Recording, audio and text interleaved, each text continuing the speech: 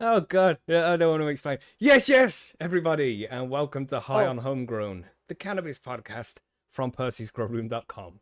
Hi, I'm Mackie from the UK, and joining us this week we have Marge. hello everyone. Welcome to High on Homegrown. I'm Marge, and I'm coming at you from Central Ontario in Canada. And I'm the host of Bite Me, the show about edibles. Yes, we also have Monkey Do.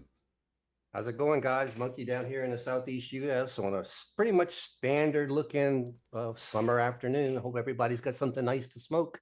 Gonna have a good news and grow guides for you today. Yes, man. And we have some news articles. Got 5 news articles to be covering. You can find out more in the description if you want to see what we're talking about ahead of time. But of course, we also have the Grow Guides episode 2, where we're talking about the equipment you need to grow cannabis at home. It will be a good episode. Yes, thanks to everybody for coming to join us. And don't forget to hit that like button and subscribe if you haven't done that yet.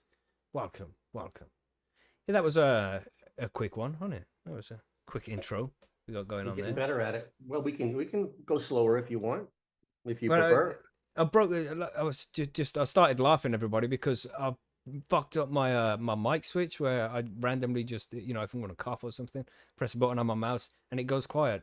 But I've messed it up trying to fix it like 10 seconds Oh, before the yeah, show I was just starts. like, there was And some real dead air there. I was just like, what is happening? Hello to everybody Mhm. in the chat too. Yes, can you hear me? You can hear me, I can right? hear you. You Yeah. Yeah, I confused can me hear now, you now. Marge. Gosh, yeah, the dead air before, Yeah. yeah, because I pressed the mute button because I've reprogrammed the mute back on, but I didn't program into it the unmute. So I've muted it, tried to Oh. unmute. I'm like, oh God, it's not coming back on. Oh God, the panic, and that's why we didn't get the nice video at the start there and all of that. So oh well, We're what back can to we do? amateur hour, I see. Oh Yes, boy. that's right. Ooh, it's been a crazy week. It's been a crazy week. You know what I'm saying? That's it. Yeah, Uh, hmm indeed. You're just having a quick look in the chat there. Hello to everybody. What you smoking on today, Marge? Have you got something nice? Or are you just on the edibles? I have some edibles, and did you hear that? Did you hear I just what? opened No, a cannabis No, drink. no, I you don't know. just went I was trying to and be more dramatic. I I just guess you. cracked it open. Okay, cool. Yeah. Yeah. I guess I was the only one that could hear it, but yeah, I've eaten some edibles and I've got this edibles drink, this cannabis beverage. oh, what is it? What you got? It's called Fresh with a PH because it's all hip and stuff. It's grape Right. flavored. Yeah. I don't know. It's good for layering. It kicks in faster than the edibles do. I know. Think again. Oh, for fuck's sake! I just gotta stop messing with this. And That then you was mess with it interesting. again. You messed with it and it went. Oh. God damn the fuck! Now it mutes when I press my left click button. Oh my God! What Oh have my you God! done? I The don't. I should have left. just left it. I should You have just messed Just left with it a alone. good thing. just the only the button you're going to use the most, right? Like to choose the mute Yeah. I mean, key? left mouse button is pretty important Yeah. to Yes, run it the is. show and everything else. As we're having to stall right now and keep the dead air out because Mackie is feverishly trying to figure out how to reassign a button right now as we're doing this. But What happened to the eventually we'll button get he was there. using? I think he reassigned some things when he was redoing Percy's. Who knows? Who knows? But it's something like that. He reassigned or redid the buttons or something, and Oh, so it changed. You're in and No, out, he's almost Mackie. back. He was glitching. I oh heard. my God! I This heard. is so bad. I have to hold down the click button. I closed down the mic switch. Like, yeah, that's fixed now. Just get rid of it. It'll be all good. And then it wasn't coming back on. No volume at all. Look at this Reggie Brown. Who's this CLN Cannabis Legislation News? Boot that guy from the chat. Get rid of him. Get rid of him. He was here last week. You don't need to be spamming other people's channels on our live stream, bro. What kind of etiquette is that? Man, can one of the moderators, Billy, can you sort this guy out? Right, let me just sort out my microphone. We'll be back in a second. Well, Monkey, what are you smoking on? Is that fixed? That'll do. Edi- Oh, because I can't all press my left edibles. mouse. Oh, God. You're all Sorry, edibles everybody. today. Love it. I All 100% edibles. support that. Yeah. Yeah. Started up this morning on edibles, and I'm still running them right now, so it's all Just good. riding high on the edibles. Love it. Absolutely, just kind of cruising. Yep. That's the way to be. I'm telling you, simple. Yeah, it really is. doesn't really slow you down. You just pop an edible and away you go. What's not to love? Hmm. Am I on? Am I on? Yeah, right. I think Yeah. that's it. I think I got the access of my left button back. I think we're good now. I think All we're right, good. we're back Back there. to Right. regularly I scheduled think we're programming. done stalling. No, it isn't fixed. Oh gosh. Oh What does man, I that mean? so wish I didn't start messing with this thing. Does Gosh. this mean you Alright. just can't mute yourself? Well, when I let go of my left mouse button, That's when you go yeah, mute? that's it. Yeah, well, I'm pressing down my left mouse now. So now Like, you have to just keep that that button depressed the yeah, entire show. yeah. No. Oh That god, is so funny. it's not funny much. Okay, I'm sorry, you're right. That is a serious technological problem you're dealing Okay, with over. talk amongst yourselves for a few seconds. I'm gonna try and figure this out. So it's been a good show, everybody. Nice to see y'all. We'll see you again next week when we have the problem fixed. Hey, thank you for tuning in to Hey. High on Homegrown today. Hey, hey, yo. Yeah, this is your lesson on technological problems during a podcast. Everything goes right 99% of the time. Okay, We've had 4 years and not check. had this problem yet. Right, that's very Damn. true. All right, I can. Right, we're done there. Right, I turned off all the hotkeys, so now it works fine. All right, there we. But There then we I go. moved something in the background, did I? I don't know. God damn, that's been stressful, right? It's been stressful. Use your Zoom mute if you have to, dude. We'll get through Yeah. it. Yeah, we'll get through it. Okay, yeah. So, where do we go from here? I don't know. Kind of. We have to recover and just- start. yeah. What we are you have to do smoking some. on, Mackie? Because you probably need something by now. That's right. I'm gonna definitely smoke now. Right. So, yeah. Blah blah blah. Welcome to High and Homegrown and all that. Thanks for joining us. Yeah. What was you smoking on, Marge? You had them edibles and stuff. Yeah, I had some edibles and I got a cannabis beverage as well. Oh yeah, the cannabis beverage. What was you Yes. saying about that? Well, it's just called, you asked what it was called, and I said it was called Fresh with a PH. Oh yeah, And yeah. it's grape flavored. Nice. Okay. Yeah. What It's you got, refreshing. Mackie? Oh, I'm all on edibles today. I was having a little bit of pain today, and edibles are my go-to for any kind of pains. And so I just decided, the heck with the vape today. We're going straight into edibles, and I've Nice. had a good morning with it. So it's been really nice. That's awesome, man. How you can use cannabis to reduce pain like that. Shoot, man, you ought to see it every time I go into my doctor and have to start talking cannabis with the doctor. See, Dr. Greenspoon gave me permission to do that, and I love doing it now. Because you know what I found out? Doctors know nothing about weed at all. Mhm. They really don't. No, unless they've No, actually taken some extra curricular education for themselves. They know fuck all. exactly. And they have a lot of questions. You know, when they find out you use cannabis, they ask questions. It's really weird. Is your doctor receptive to hearing about it? Absolutely. I haven't had one yet that turned me away, put it that way. Well, that's I cool. mean, A lot of I've doctors got, are I've not. got a prescription and I'm legal and all that stuff like that. I know I've never said that before, but if I'm going to go and talk to a doctor, I want to make sure I've got all my ducks in a row, things like Mhm. that. So I do have a prescription and I make sure that everything is legal. So I can tell them who my doctor is, who prescribed it and all that stuff like that. But still, most doctors have no idea what this stuff can do for you as far as pain, as far as anything. Very interesting stuff. Mm-mm. It's Very always best if you interesting. can make your own medicine. You know what I'm saying? Yeah. Well, I don't tell them that. Yeah. Yeah, you know what I'm saying? Where'd you get No, it no, from? no. Well, I make my own. You know? No, I will do the same thing. I should do the same thing Mackie does. I pull out my state delivered tub with the prescription on it that I have conveniently put what I wanted in there, and now I'm legal. So I'm Good buying the tub. I'm not buying the weed so much as I'm buying the jar. Yeah, we have to pay that necessary fee to the necessary person to be able to Yeah. smoke a harmless herb. So about every 6 months, I got to go buy an eighth so I can get a new jar with a a more current prescription just in case I get stopped, kind of thing. But Mm. whatever. And the good thing about that though is, and this is the honest truth, is that the police officers have no idea what's supposed to be in that jar. So as long as it's in that jar, they have no idea what it's supposed to look like. This doesn't Right. smell like They cheetah probably piss. think it all looks the same anyway. So. Exactly. This does not smell like ice cream cake. It smells more like amnesia. Are you sure that's right? There's not a cop in the world that's going to do that. This doesn't have the terpene profile of White Widow. know. Fucking I hell. might I do suspect that. if You had a might cop do like that, he'd be pretty cool. that.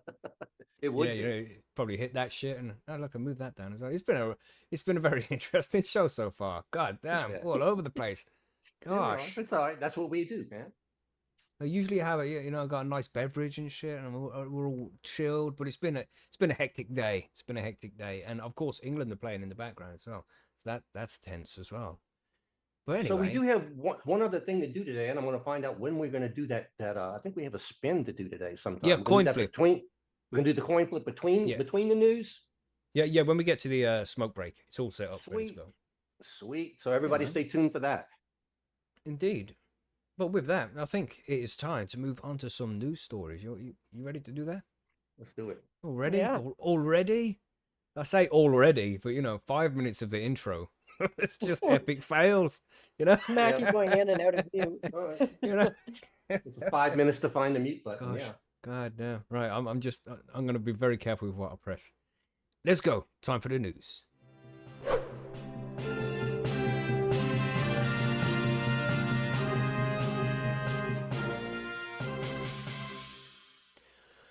Where do we begin?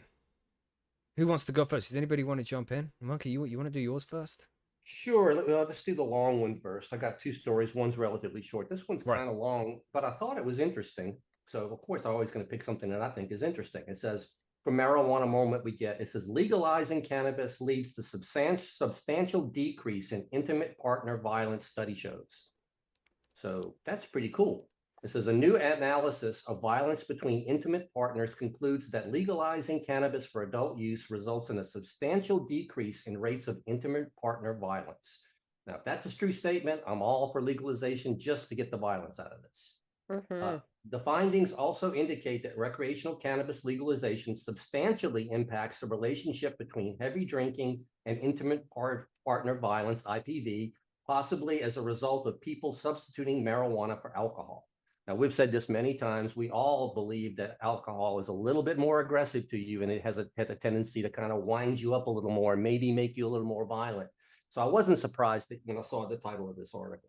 It says author Samantha Jean Baldwin, a Georgetown Master of Public Policy student, wrote in a thesis that the findings are surprising, saying that the links between recreational cannabis legalization and IPV, that's the violence thing, require careful consideration.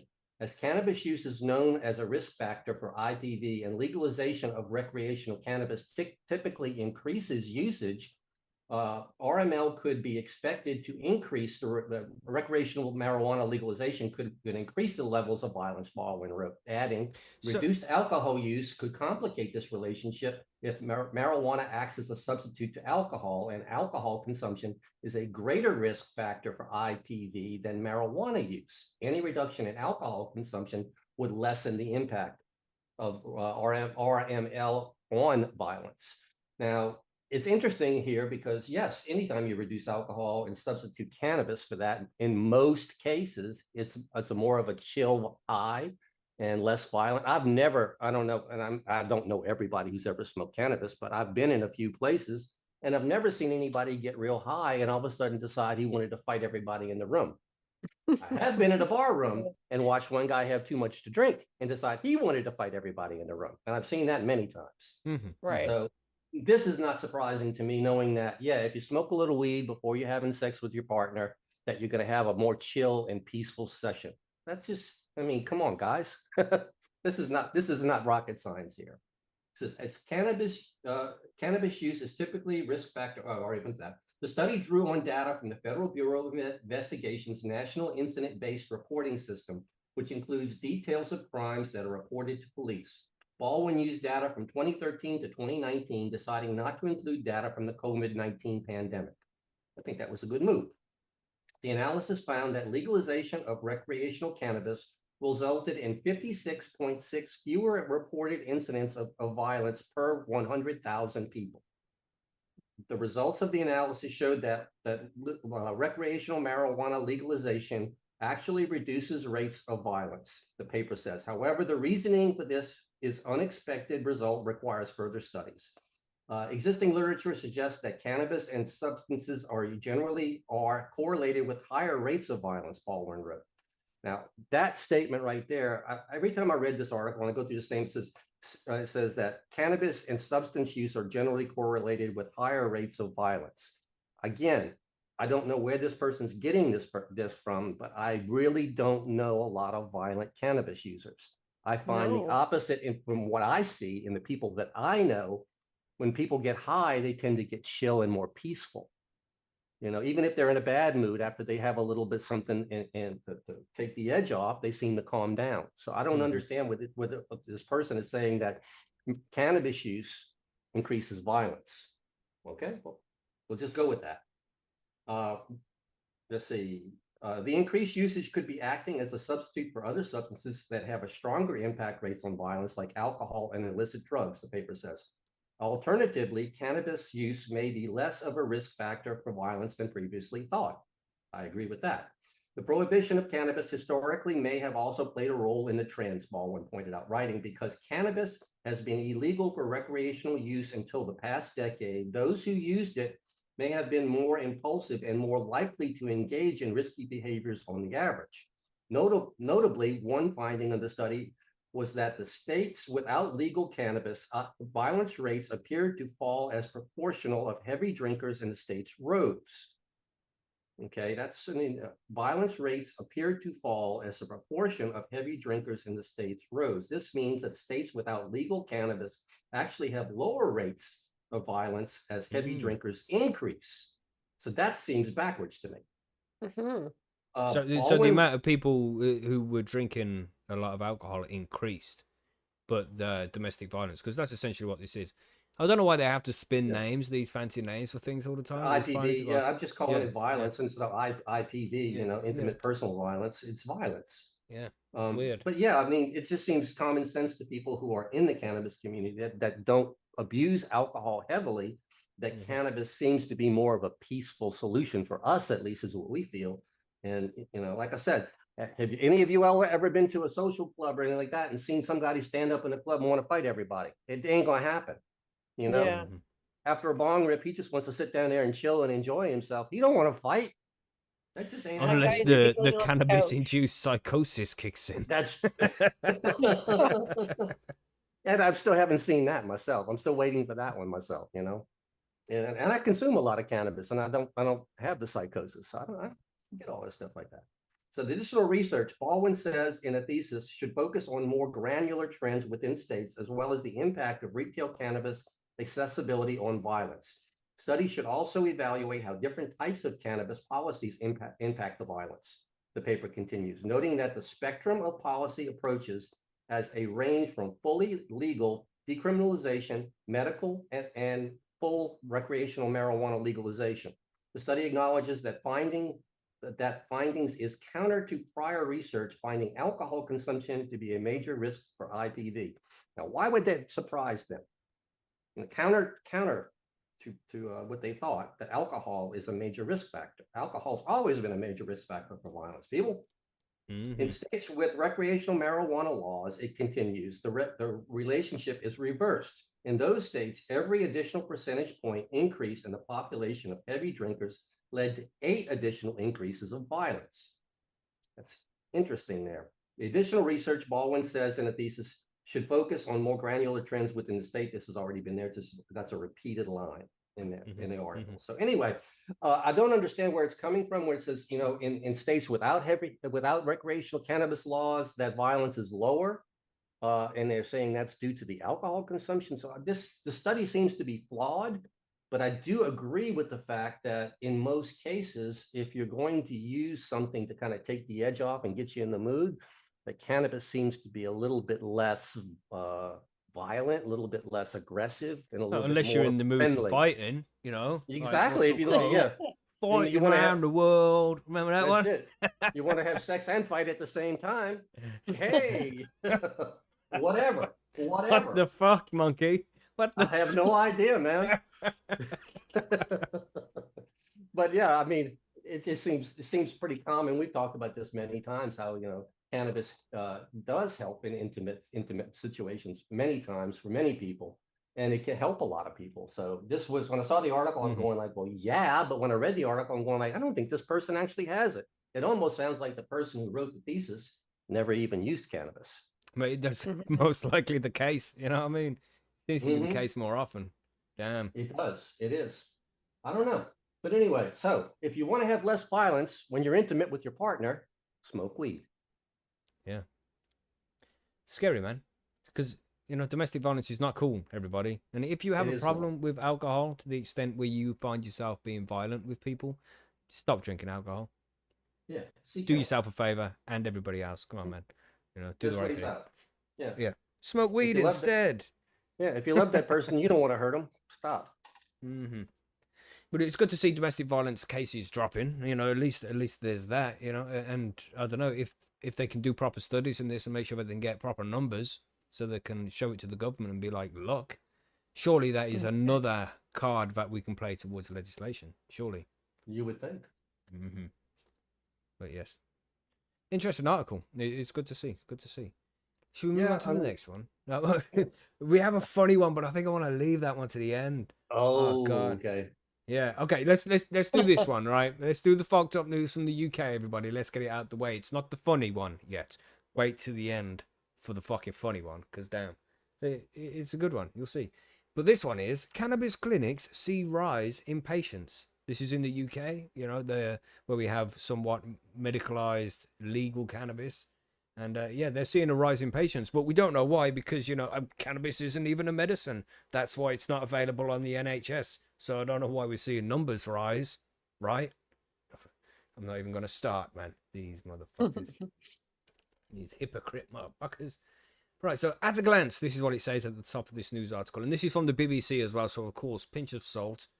At a glance, medical whole cannabis was legalized in 2018 after a campaign to make it available to children with severe epilepsy. And that was by Hannah Deacon and Joanne Griffiths, all these ladies back in 2018. And we've had many of them on the show, so make sure you check those episodes out, the interviews, if you want to know more about those stories. But yes, it was made medical.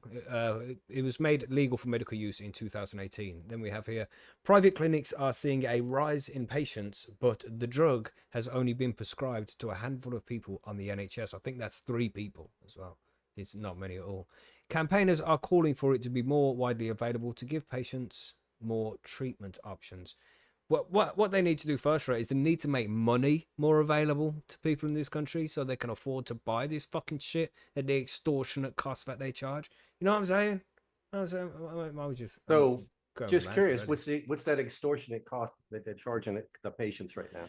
I think it's about £50 for 10 grams or something like that. And you might think it'd be like, yeah, Oh, that's not so bad. But how much does it cost to produce this shit? We all yeah, know how much it costs to produce this shit. We have the NHS here in the UK where we don't pay ridiculous amount of money for our medicine. So if this is being used for medical use and it's working to the extent where more people are trying it, then it should be available on the NHS, and more needs to be done to make sure that this happens sooner. yeah. It's fucking You got it ridiculous. good, bro. Yeah, I mean, Mm. we're in my medical market here. We're paying anywhere from $14 to $20 a gram. So Damn. it's horrible, and that's why I don't buy very much of it. I only buy the Mm. tub. But anyway, sorry to interrupt you. No, it's all good. It's all good. Just the last one there in that section. It says, but the government says more evidence of the drug's benefits is needed. Yeah. And there'll never be enough evidence until they're happy. The evidence they want to see is how much money will this put in my bank account over the next year? That's what That's a they want to fact. see.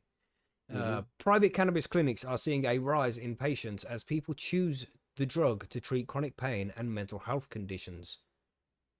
They tell us all the time that it causes psychosis and all of this shit, and then they also say that it gets used for mental health conditions. It's fucking wild, man. I swear. Who comes up with this shit? One medical cannabis clinic in Westminster, Mamadika. I think we had trouble pronouncing this word before. Mamadika. It's Mamedica. There we go. Yes, Mamedica Yeah, I is think the that name. sounds right. We got there. I got it after I started sounding it out, you know, like phonetically, like a 4-year-old.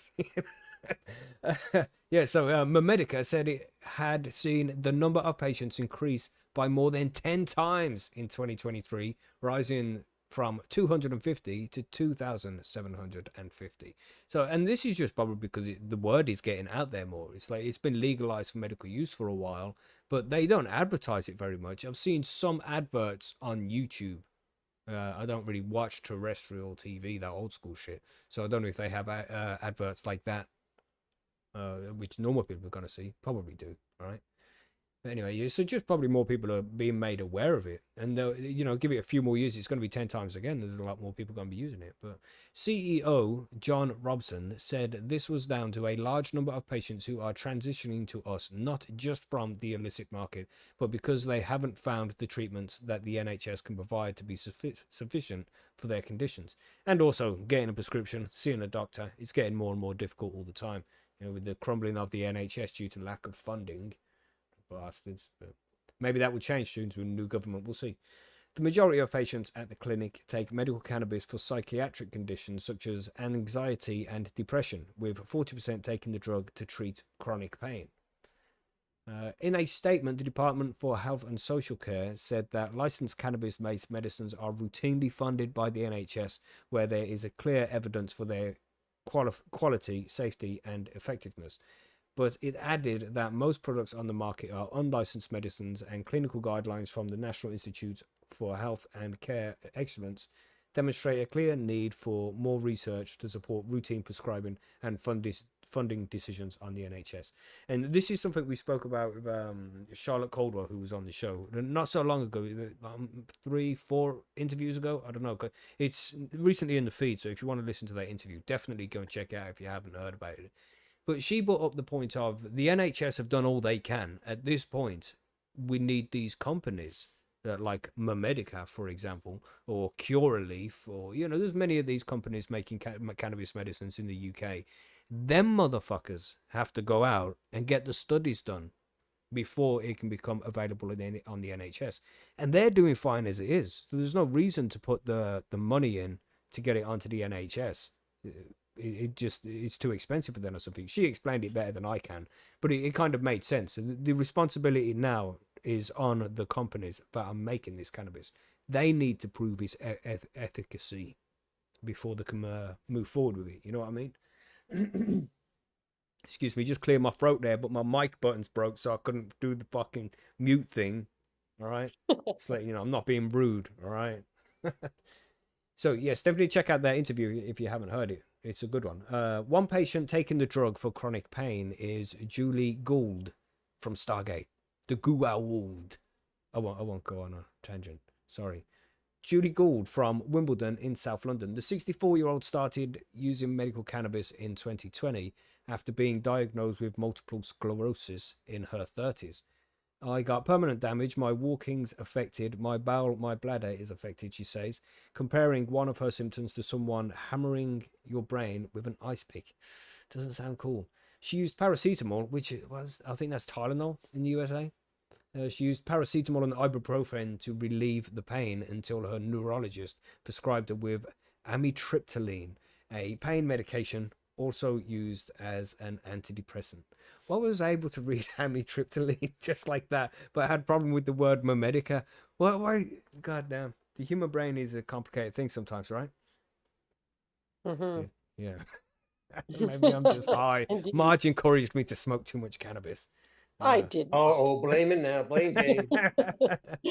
But the drug aggravated the symptoms of another condition, restless leg syndrome. Oh my God, another tangent. You get restless leg? Anybody get restless leg syndrome? You're in bed trying to sleep and your leg just doesn't want to fucking stay still. I don't have the syndrome, but I feel like I've had it before. It's not like I get it every night, but some nights. Yeah. I find it's when I get cold feet or something. It bothers me. It's annoying. Shout out to all So those. annoying. Yeah. There might be people in bed right now with restless leg listening to this podcast. Shout out to you guys, man. We understand the struggle. But again, I'm going on a tangent. We'll carry on. Restless leg syndrome, which causes an unpleasant crawling or creeping sensation in the legs. This isn't even on the screen. Miss Gould wants the drug to be heavily subsidized, adding that it become too expensive for most people, especially if they need to take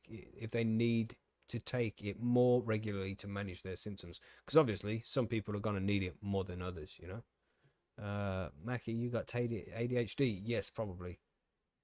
It should be heavily subsidized. I can remember going to my GP saying, I don't think I'm going to make it through. I haven't slept for 2 days and I really can't cope with this.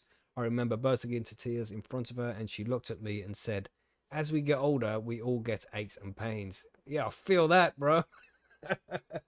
God no. Miss Gould started taking medical cannabis oil after getting a prescription through a private clinic and says it instantly stopped the nerve pain she experiences. In my view, it's just a miraculous drug, she says, adding that it helped her through withdrawals after she was put on a new medication for her restless leg syndrome. She now only uses the medicine occasionally, but is concerned about how she would afford it if her symptoms got worse. In 2020, 100 milliliters of the oil I used cost about £150 sterling. Now that same 100 milliliter is 350. It sounds like the Oh, Loch Ness Monster is trying to sell her some oil. Pretty You much. know what I'm saying? But yeah, 3K. ridiculous amount of it. I mean, that's more than double, isn't it? Just over more than double, Yeah, man. and that's from Sativex as well. So yes, it's clear. I mean, this article goes on for a while. It's quite a long one, but you can tell from here that the medical cannabis system in the UK is a little bit fucked, man. It's something that we're not used to here. You know, we pay for a prescription, but we wouldn't pay much money for it. I think it depends where you are in the country. I think Scotland get it for free. Anybody under the age of 16 get it for free, or if they're in full-time education, they'll get it for free. And then you pay like a tenner for the prescription if you're older than that, you know. But it's not much. Well, but when you go to collect your cannabis from these private clinics, they're charging, you know, the 50. Somebody in the chat there said £65 for the 10 grams, and it's not great quality, you know. And the strange change, so you never know if this one's gonna work compared to the last time. You know, there's problems with it as well. It's not a perfect system. It's something, but it's definitely not perfect. And you know, it's people can't afford it, man. There's this cost of living crisis that's going on around the world right now, not just in the UK. And people mhm. can, you know, the barely. It's when winter comes around, you have to pay for your heating as well. People can't afford to be playing that fucking paying that stupid amount of money. Billy just said goal 1-1 for the England game. Nice. Yeah, yeah, yeah, yeah. Well, you know, in this article you're reading here, the big thing about this whole thing is medical cannabis in the UK just needs to be very much like it is in Canada, where you can grow your own. You know, that's the way you really make it affordable and accessible for everybody. I'm really skeptical that they will ever allow that. The UK is like health and safety mad. They'll be like, Mhm. oh, the lights get too hot. Or, you know, there might be fire. There's going to be mold spores. It's just not safe because we generally do live in a nanny state. The government Yeah. dictates so much because they don't want us hurting ourselves. It's I'm absolutely fucking ridiculous, man. I'm laughing about the lights get too hot because obviously they're thinking about old school HPS, you Oh, know. no, no. And the LEDs, mate. And the LEDs. Oh, that's Dude, far too hot, mate. I can hold it. I can take any one of Mm-hmm. my LEDs and literally hold it in my hand when it's been running for hours, But, and you it know, won't burn me. It will not if a burn me. child touches it, You'll get warm. yeah, You'll be mate, warm. I That's know it. this. But It will not. It will not burn you, no matter where you touch an LED. Well, the ones I have. damn, it's ridiculous, man. The health and Yeah, safety it measures is. that they do in the UK. But you know, this is the thing that gets highlighted the most here in this article. I think is just that the use of medical cannabis is increasing. You know, the clinics are seeing a rise in patients, And so you know what? It more and would more people increase using even it. more. I have a feeling in the UK it would increase even more if they would actually start advertising and letting people know they can have it. Yep. Mm-hmm. And if they would take these barriers away, making you go to a private clinic and all that stuff, I guarantee you'd have a lot more people Yep. signing up. Mm-hmm. Yeah. And there's people as well who are using cannabis for medical use that they want to stay under the radar. You know, there's lots of home growers out there, for example, who you don't need to go to the clinic. You don't need to tell anybody about anything. You provide yourself with cannabis. There's so many people using cannabis for medicine for so many different things here in the UK, and it's about time the government recognised that and did something about it. And hopefully, the new government will be able to do something, but we'll see. You know, Right. Yeah. and And good point there from Four Plants in the chat. He says can't get house insurance with a medical license in Canada using safety as the reason. And you know, Canada is very similar to the UK in that aspect, man. So I can see that's that being weird. a thing. Yeah. I wonder how that would apply to me, as in I do not grow in my house. I grow in a separate building. I wonder. No telling. Yeah, man. But yes, But I so mean, in sorry. the U.S. insurance is not an issue because we have lots of people growing in legal states, and I've never heard of anybody being turned down for insurance. Damn. That's just a loophole. I Mm-hmm. honestly believe that the insurance companies are trying just to get you on. Yeah. Piss take. Yeah, man. Anyway, what do we have from March this week? What do you have, March? Well, some doubt. We're going to cast some doubt on the accuracy of cannabis oil labels. Dun dun dun. Dun dun dun. Add sound effect in post. That's right. So, the first ever study on the accuracy of legal cannabis oil labels in Canada is casting serious doubt on whether they're trustworthy. Researchers from McMaster University randomly selected 30 products available through the Ontario cannabis stores between November 2021 and January 2022. Quote, our findings suggest that inaccurate labeling of cannabis oil products in the legal Canadian market is common, with most discrepancies due to labeling products with greater THC or CBD content than was present, unquote, say researchers. The key Wow. component of, yeah, that's a pretty big deal. A key component of legalization is quality control, including cannabis labeling requirements that specify the allowable variance between labeled and actual amounts of THC and CBD in a commercial product. While the federal cannabis regulations allow for variability for extracts at 15% above or below the product's labeled amount, a new study shows significant errors even beyond that threshold. There were discrepancies between information on the OCS website regarding advertised amounts of THC and CBD and physical product labels for 10 of 30 oil products, say the study summary posted on the JAMA web network. We also found internal inconsistency with 5 products labeled with discordant THC CBD and total THC CBD concentrations, which should be identical for extract type products. The product with the largest discrepancy was labeled as having 5 milligrams of CBD, but 26 milligrams total CBD. Wow. So it was labeled for having 5. Bonus. Yeah, in that case, it actually works out for the consumer, I suppose. But Yeah, but not still, if they don't oftentimes when know you're, about it. You know that's the thing. yeah, Yeah. like a lot of the times people are taking a product labeled something specific because that's works with their specific needs. But Mm-hmm. less of a concern perhaps with CBD than it might be if that were THC, which could get Mm-hmm. some people into real trouble. But overall, 12 products, 40% were outside the variability limit for THC, and 3 products were outside the variability limit for CBD. Among 16 products that had a label amount of 2.5 milligrams THC or greater, 7 products had amounts that were lower than what was labeled by more than 15%. No What? products contained more THC than labeled at an amount that would be expected to have substantially different psychoactive effects. But that's good at least. However, say researchers, given that many medical consumers obtain products from the non-medical market, one implication is inaccurate dosing. Altogether, these findings suggest a need for greater quality control in the Canadian legal cannabis market and undermine the assumption that a legal market is an assurance of accurate labeling, they say. Researchers note that the sample size of 30 products was not representative of all available products in Ontario or Canadian markets. And Wow. yeah, that's not really going to give consumers a whole lot of confidence in what they can buy at a legal market dispensary, therefore allowing the legacy market to continue to thrive in Canada.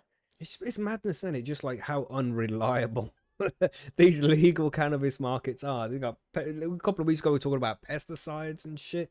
We spoke Mm-hmm. about mold in the past, shit being irradiated. Now the dosage is off. It's like Well, they're trying to convince us that we're in a better position now. No, goddamn. the, Sorry, monkey. I was going to say the dosage has always been a problem Hmm. in the dispensaries. I mean, we've seen time and time and time again. I mean, some dispensaries shop for labs trying to find the one who's going to give them the highest numbers so they can sell their product at a Yeah. better profit, things like that. So, I mean, hearing that most products in Canada are actually below what they're labeled doesn't surprise me. I mean, it's just pretty much par for the course. I believe in the entire legal market out there right now that most of the products are not accurately labeled.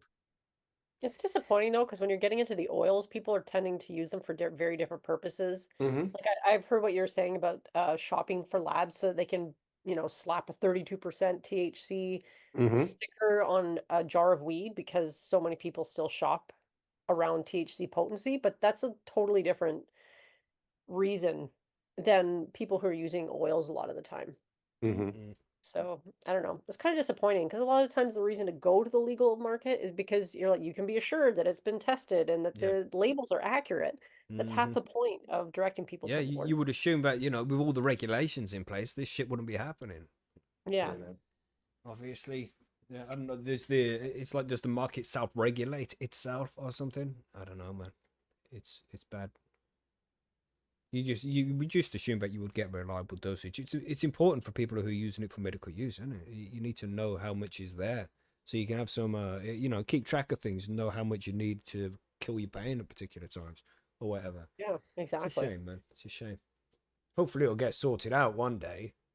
Well, and if they're doing studies on it and it's coming out and they're like, I'm sure they know what they didn't say, but they know which products they were.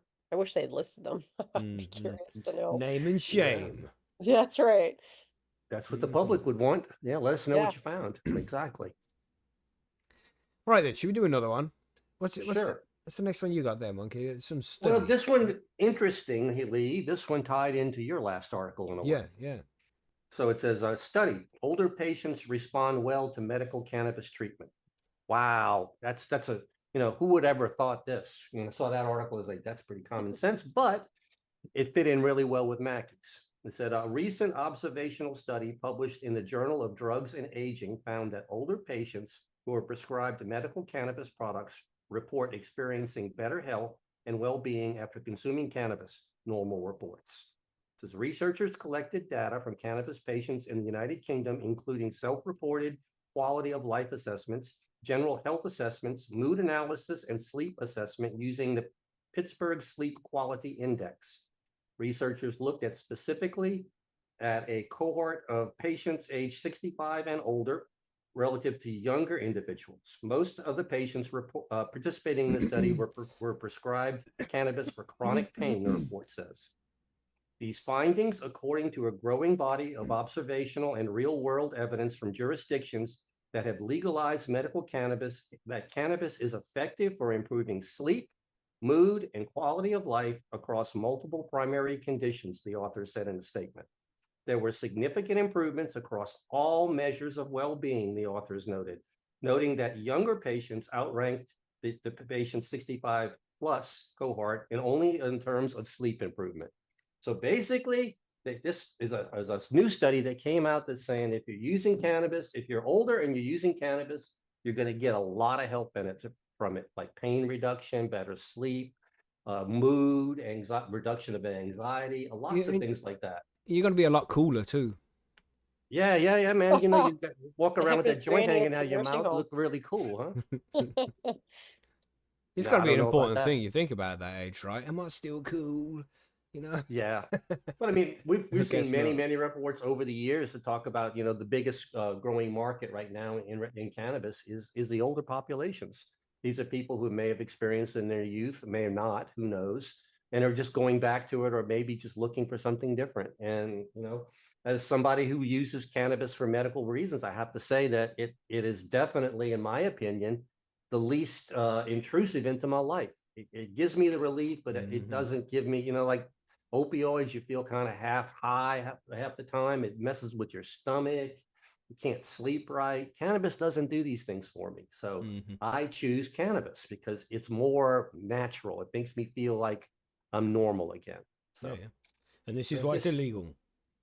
because we're normal. They don't want us to be normal. Yeah. That's right. Yeah. They want us to Normal. be reliant on their shit. Yeah, man, I don't want to do that, relying on everybody all the time. I want to be independent. I want to grow my own medicine. I want to know where it comes from. I want to know what went in it. That's me. So, and it's amazing, I don't take a lot of other medicines. I use cannabis, and I have, because of talking to Dr. Grinspoon, I definitely tell my doctors all the time that I use cannabis because they're going to know this. They're going to know it really, really well for me, like that. And they're amazed to find out that that's all I take. Nothing else. Nothing. No blood pressure, no cholesterol, no pain, no nothing. Not even an aspirin. It's like, how do you do it? It's like easy. You just do it. Yeah. Like this. Exactly. Exactly. No, you that just open your mouth and eat that gummy. That's all you got to do. Exactly. So it's crazy. But yeah, if you're an older person and you think you might need a little bit of help with sleep or anxiety or something, consider cannabis. I'm not saying do it right away, but consider it. Yeah, yeah, Try it. It helps a lot of people, for sure, man. And including me. imagine these people who have been, they're hitting their 60s and they've been listening to how bad cannabis is for 40, 50 years, never tried it, and then they use it for medicine. Like, oh my God, this actually fucking works. You know? Imagine how like pissed off you'd be.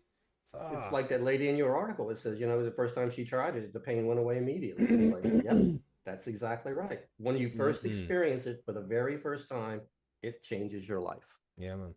Because you really don't. I mean, I'm speaking from experience. I have back pain and fought it for years and years and years and years and years. And somebody went to a dispensary out in the West, and somebody in that dispensary recommended edibles. And I swear the next day I woke up and I had no more back pain. And this is how I've been ever since. So yes, this stuff absolutely works. Yeah, man. And boy, is it cheaper. Oh, Even yeah. if you're buying it like the expensive way, it's so much cheaper than a lot of pharmaceuticals. Man, It and is, if you're and growing it it, works. jeez. Yeah. Yeah, 20% a Cheap. gram, or even less than that, whatever. Even at $1 a gram, it's still way cheaper than buying it. Mm-hmm. Right, yeah, just looking at the next article. Let's move on to that one. Let's do it. This is the last article here. Here everybody. we go. This is, Let's do this one. Huh? This is entertaining, and it kind of brings back one of these stories that we covered in the past as well, but you'll see the little cameo. I know the one you're talking about. Let's have a look. Look at this. Sheep start behaving strangely after eating 100 kilograms of cannabis in greenhouse. Wow. 100 kilograms. Now, Wow. behaving freak out? strangely, what were they doing? Listening to Grateful Dead music and Yeah. eating junk food? Yeah, man. They're just playing PlayStation. The flock were likely driven to the crop after extreme weather in Greece made it difficult for them to find anything to eat. Oh, man. They ate the weed and then got the munchies and then just ate more weed. Shit. A flock of sheep acting weirdly. Excuse me. That mute button is so important. And you realize when it isn't there. Just how important it is. A flock of sheep acting weirdly were found to have munched down on a crop of weed. Wildfires, heat waves, and flooding had destroyed key grazing areas for the flock near Thessaly, Greece. So the sheep invaded a greenhouse which produces medicinal cannabis. The owner told local the newspaper.gr last year that his crop had already suffered badly. He said last year his crop had already been badly damaged by the extreme weather, and once inside, the sheep simply finished off what was left. Makes me a little bit suspicious. Like it was going really bad, and the insurance won't pay for a shit grower. Yeah. So the sheep ate it. Yeah. Right? Is that like the dog ate my homework? Is that the same thing? Conspiracy. Anyway, do what you got to do anyway, bro. I'm not judging. Simply finished off what's left. He said, I don't know if it's for laughing or crying. We had a heat wave and we lost lots of production. We had the floods. We lost almost everything. Now this. The herd entered the greenhouse and ate what was left. I don't know what to say, honestly. It's really bad. And that's Oh, it's so terrible. joke. So terrible. I love Bad it. joke. bad. 100 kilograms of the crop was destroyed and the sheep left feeling lightheaded. How do you know that? You're not a sheep, you don't know. The shepherds of the flock said his sheep began to exhibit strange behavior after returning. He said they were jumping higher than goats, which never happens. I don't believe him. I just can't see it happening. You know what I mean? They're clouds, bro. Not sheep. In 2022, almost 200 kilograms of weed vanished from a police station in India because Rats ate it. Remember that one? Yeah, I Remember do. we spoke of that? that. Oh man, that was a And funny New article. Orleans too. Remember New Orleans? They Oh Yeah. said that yeah. they were eating the weed out of the city police station down there. Hmm. It's just weird how they went from sheep to the thing in India. I don't know why they did that, but anyway. Well, just animals Officers eating. were asked to produce the 195 kilograms of drugs as evidence in a court case in Uttar Pradesh state, but had nothing to show. The officer said, "Fearless mice." You know, fearless. I don't know why he's got to be so. He's got to exaggerate like these mice were scared of nothing. They were just hell bent on trying to get this cannabis. Officers said fearless mice had destroyed the stock whilst it was in storage. Judge Sanjay Chowdhury said, "Rats are tiny animals and they have no fear of the police."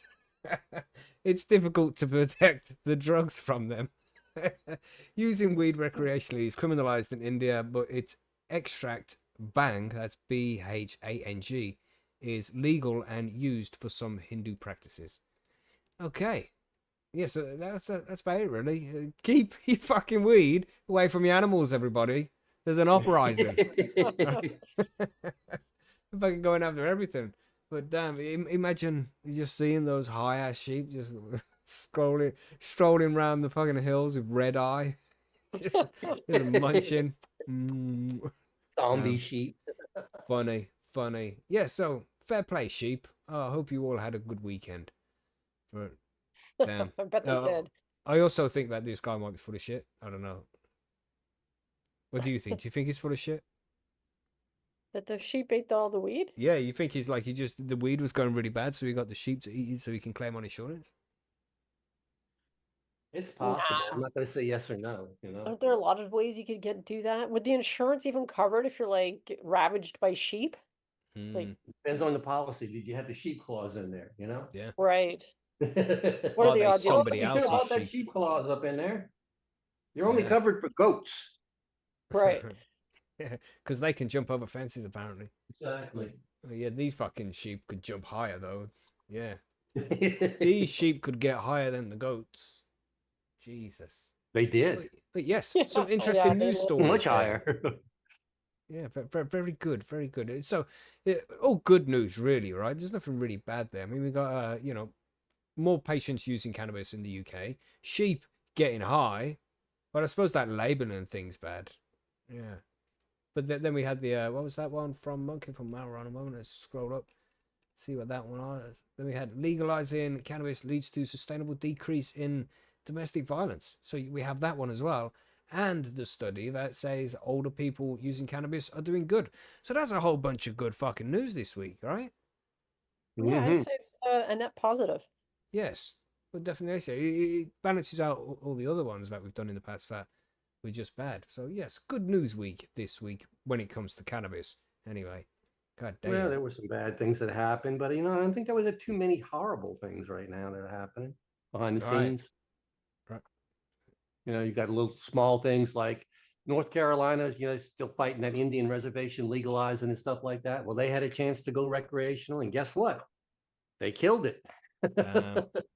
So it's like, things like that. We do have situations like that around the country. There are some bad news, but overall, it's not terrible. That's right. It's collectively, it's always positive. We're heading in the right direction, just slowly. Legalization is coming eventually, one day. One day. Fuck.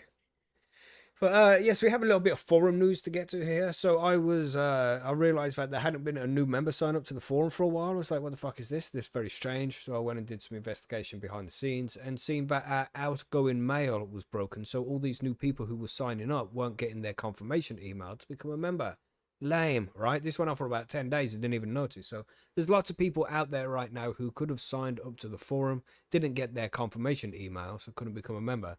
So this has been fixed now, and I've sent emails out to loads of people explaining what had happened. So if you're one of those people, you're going to have an email in your inbox.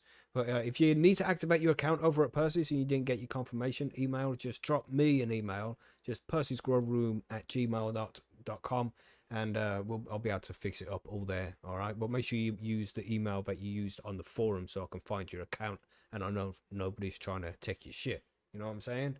So yes, that's all fixed now. All the email things is sorted. All right. What other news do we have? Started up a Patreon competition. Well, not a competition, really. There's nothing to do. It's just a giveaway. Yeah, giving away some Dutch passion beans with a book, Welcome to Psilocybin, which was written by Seth Warner, who was on the show on the recent interview. And yeah, stickers and badges and things like that. Just stuff for the Patreons, man. So if you're a Patreon, you're already automatically entered into that comp, and that will be drawn at the end of the month. What else? More comps. We got more comps, haven't we, Monkey? We got that one. We got a comment Mackey's monthly giveaway where we're giving away Dutch passion seeds and shit. What do you have? Got the Pheno Hunt comp that is just starting now. Seeds or have been mailed out to all the participants, so we're starting to see some things pop in there. What else do we got going on? Can't think of it too much else right now. Been kind of busy outside of Percy's lately, so I'm not really caught up 100%. Indeed. Yeah, any news on your side, March? You bite me? You got anything to make us aware of over there? I'm trying to think. I mean, it's summertime, so I'm in summertime mode. But I just had an episode come out with Kelly talking about, can Canada become the ultimate cannabis destination? So you have to listen to find out. I do have an episode coming out in a couple weeks with Cherry Blossom Bell too, which I'm pretty excited about. So Sweet. yeah, you'll have to tune in for those. Yeah, man. Yeah, man. I think Canada has a shot at it if you all have some consumption lounges up there where us tourists can go up there and enjoy the cannabis. Might actually wouldn't that be nice? It would be. That'd be really nice. Yeah. Yes, and then the interviews this week. If you're a Patreon, you get to join us live for some interviews throughout the week. And on Tuesday, we have Tad Hassey from Kiss Organics and the Cultivation and Science podcast. Cannabis Cultivation and Science, that one. Yeah, he's been on the show many times before. And Dope History as well. That's another one he does with Chad. So yes, he'll be joining us on Tuesday at the usual time. And then on Thursday, we have Spartan Grown coming to join us. Everybody knows Spartan, surely. Yes, He's been on the show before a couple of times, but it's been a while since he came to join us. So we're going to have a catch-up with Spartan. Yeah, I think he's working with Grandmaster LED now. All right, okay. Yeah, Nice. I think he did mention something like that. He sent me some things that we can talk about when he comes onto the show. Something really new on that stuff like that. They're releasing a light that actually has pest control built into the light. So there you go. I'm sure we'll them lights that attract the bugs and go. I don't know. You know what? We'll find out when Spartan comes. Yeah, man. Well, that's something about it. Something about the modulation of frequencies, and this is supposedly a light that will help you with pest control. So there you go. Okay. Sounds a bit woo-woo. We'll find out what's going on. Yeah, man. There's a lot of technology out there, isn't there? Yeah, man. So that's about it for the news then. That's the forum news covered. That's all the news covered as well. So, yeah, all there is left to say is just get over to Percy's Grow Room, sign up, become part of the competitions that we have up and running right now. It's free to sign up. It's a good site. So, yes, get over there and sign up. But I think, should we go to smoke break? Ready for smoke break? Smoke break. Yeah. Let's do smoke break. Let's do it. You think I could probably sort out that mic button now without being, because we're on a break, innit? We could fucking sort that out. But damn. How's that football match going there, Billy? And it should be ending sometime soon. I don't know if Billy's going to join us for the grow guides when we move on to that in a little bit, but let's smoke some weed. Why not? I was going to say, what else do we have to do here? We have to do that coin flip. Let's do that. Where the fuck is the screen for this? Yeah, we got a lot of prizes to give away on this one, don't we? Oh, here comes Billy. Brace yourselves. Oh my God, what's that smell? Oh, Billy. Put your socks on, Billy. Put your socks on. Oh, sorry, mate. Shit. Oh, we're getting feedback there. Oh, reverb. You got speakers there, Billy? Yeah, you was on loudspeaker there. Right, yeah. Because you're a feedback. twat. Damn, yeah, that wasn't my fault. You were fucking feedback and playing an acoustic guitar on stage or something. Fuck. I was trying to be professional like you are with your mic, you see. So yeah, you fucked it, mate. It's still beeping in the background. Yeah, that feedback's still coming through. What is that? You hear that? You hear it, right? I hear it, yeah. No, I hear it. Well, I don't hear it now, but... You hear it now? Okay. Yeah, stop now. Cool. Okay. No, it's back. Oh, no, I hear it. Damn, Billy.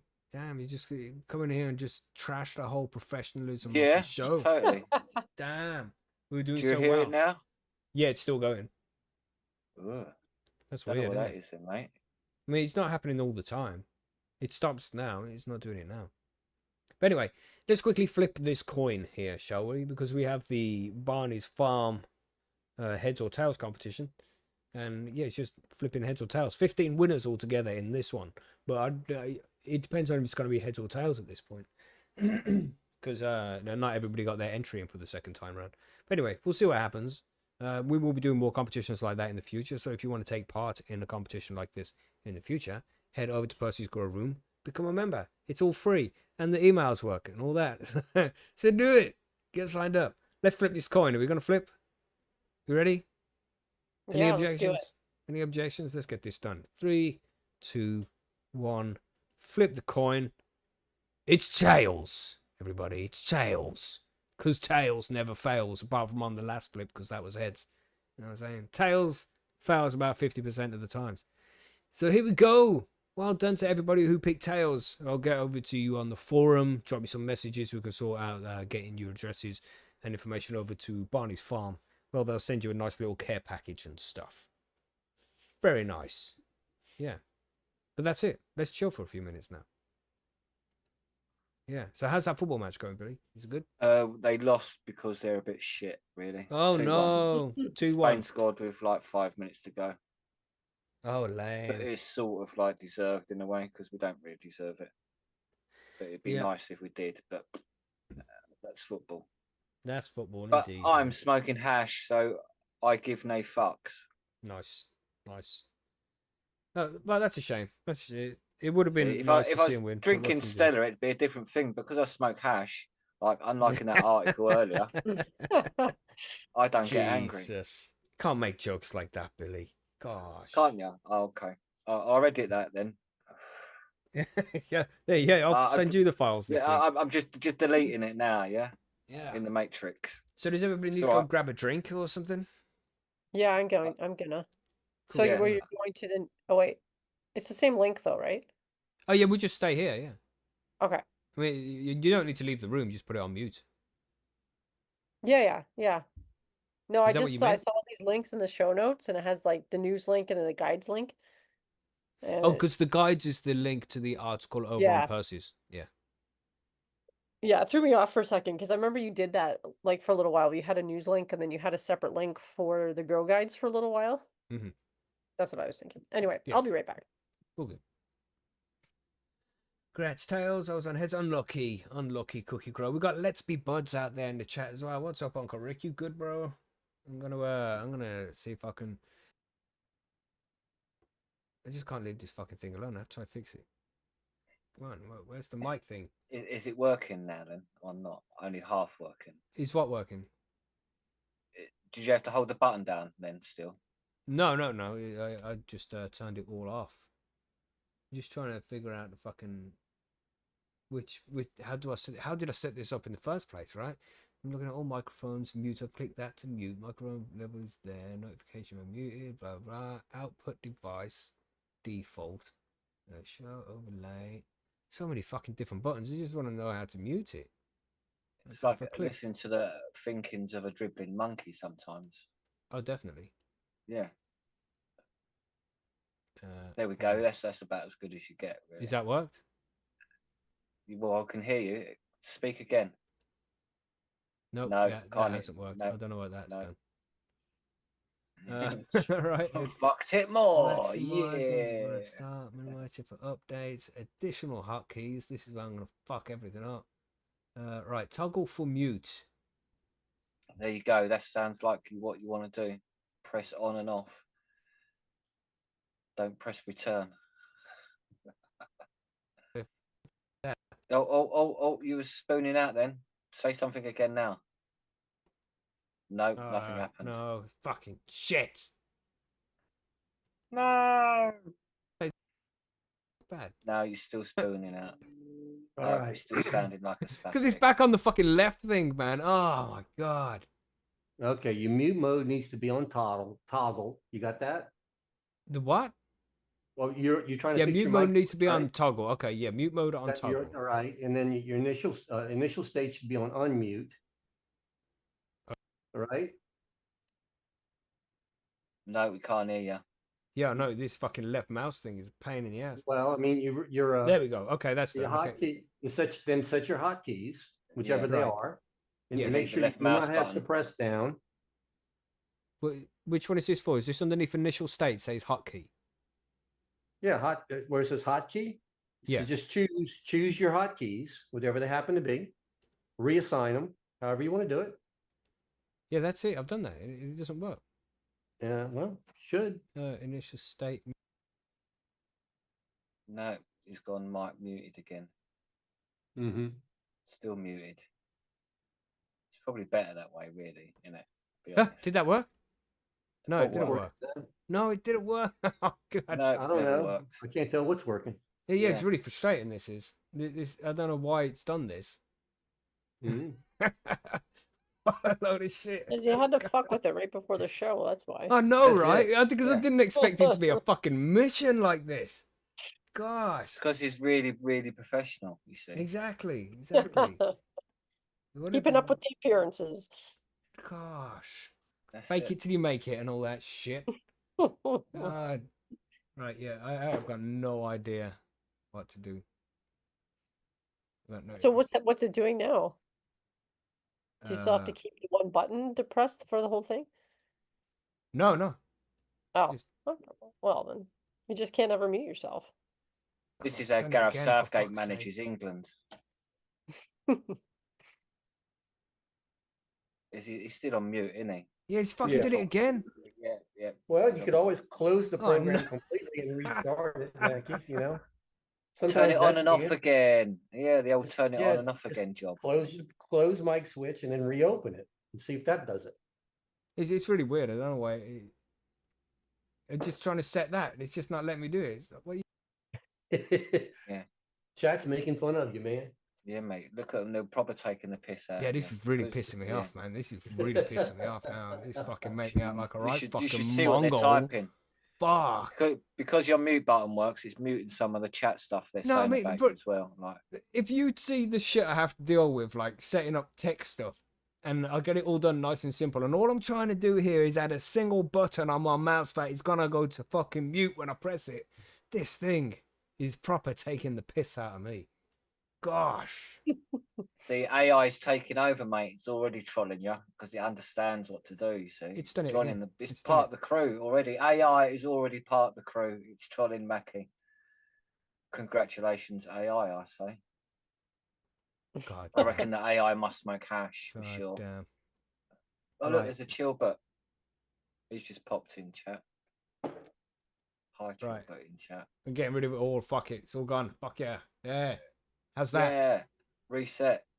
Yeah, we can That's still really hear bad. I'm gonna have to figure it out when we're not fucking live, you know? Gosh. you. Gosh. Yeah, maybe not fuck with it just before you go live as well next time. Yeah, fucking Just hell. a top tip, that one. That's a pain in the ass. Oh well. No, it all starts with me trying to do something on my keyboard to make my life easier, you know, because I've got these hotkeys on the side, G1, G2, and all this. And when I press G1, it like Control C. That's what it is. So it just copies whatever's highlighted. And then G2 is Control V, so I can copy and paste real easy just doing them two keys. So I set that all up because it wasn't working. So I reset it up, and in the meantime, it's undone the work I did to the mouse. And man, even the mouse speed was off and everything. Proper pain in the ass. So sometimes you just leave things alone, you know. Yeah. The AI Damn. taking over already. Damn. So England lost 2-1. That's about it. Do we need to go Yeah. get drinks? Anybody need anything? No. You good, not Monkey? really. Yeah, I'm fine, man. Are we ready to move on to grow guides then? Should we do Yes, it? we are. Let's do it. Let's Let's get do it. this done. I'd like another drink.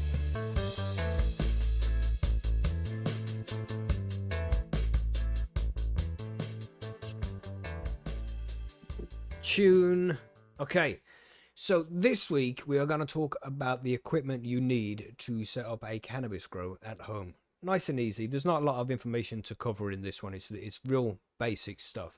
But you might want to grab a pen and paper if this is new information to you, so you can take notes, and then you'll be able to choose what kind of grow setup you're going to need for your situation.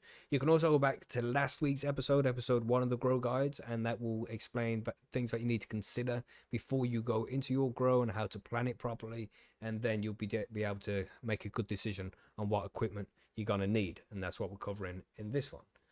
So when do we even begin? Of course, there is a grow guide over on percysgrowroom.com about this one. You can just find it in the guides section. Go to beginner guides and you'll see equipment needed for growing cannabis. You can just head there, and it's also in the description of the podcast when you download it.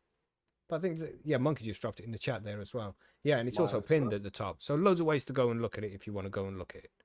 So that's what we're going to do today. We're going to talk about equipment, right? That's the plan. And we briefly covered this last week. Marge, are you growing still, or are you outdoors right now? You're not growing indoors? No, I'm not doing it indoors. I am growing outdoors though right now. Cool. After which a case- difficult start to my season. In which case, you don't need much equipment for that, do you? No, it's pretty great. Nice. But it's interesting. I'm looking to set something up for the fall, so I'm going to definitely be taking notes. Okay, sweet. Right, and yes, Monkey, Billy, and me, we all grow indoors, and we explained briefly some of the equipment that we have last week, but we should quickly go over that stuff again. Billy, you have that massive tent, this fucking, what was it, 8 foot by 8 foot? 2 by 4 meter by 2.4 meter. Yeah, 8 foot by 8 foot, massive. What kind of light do you have in a tent of that size? I've got the HLG one, which I won. Well, which Hashimoto won and then donated to me because That's he's right, super cool. legend. So yeah, it's just a 600 watt LED. So yeah.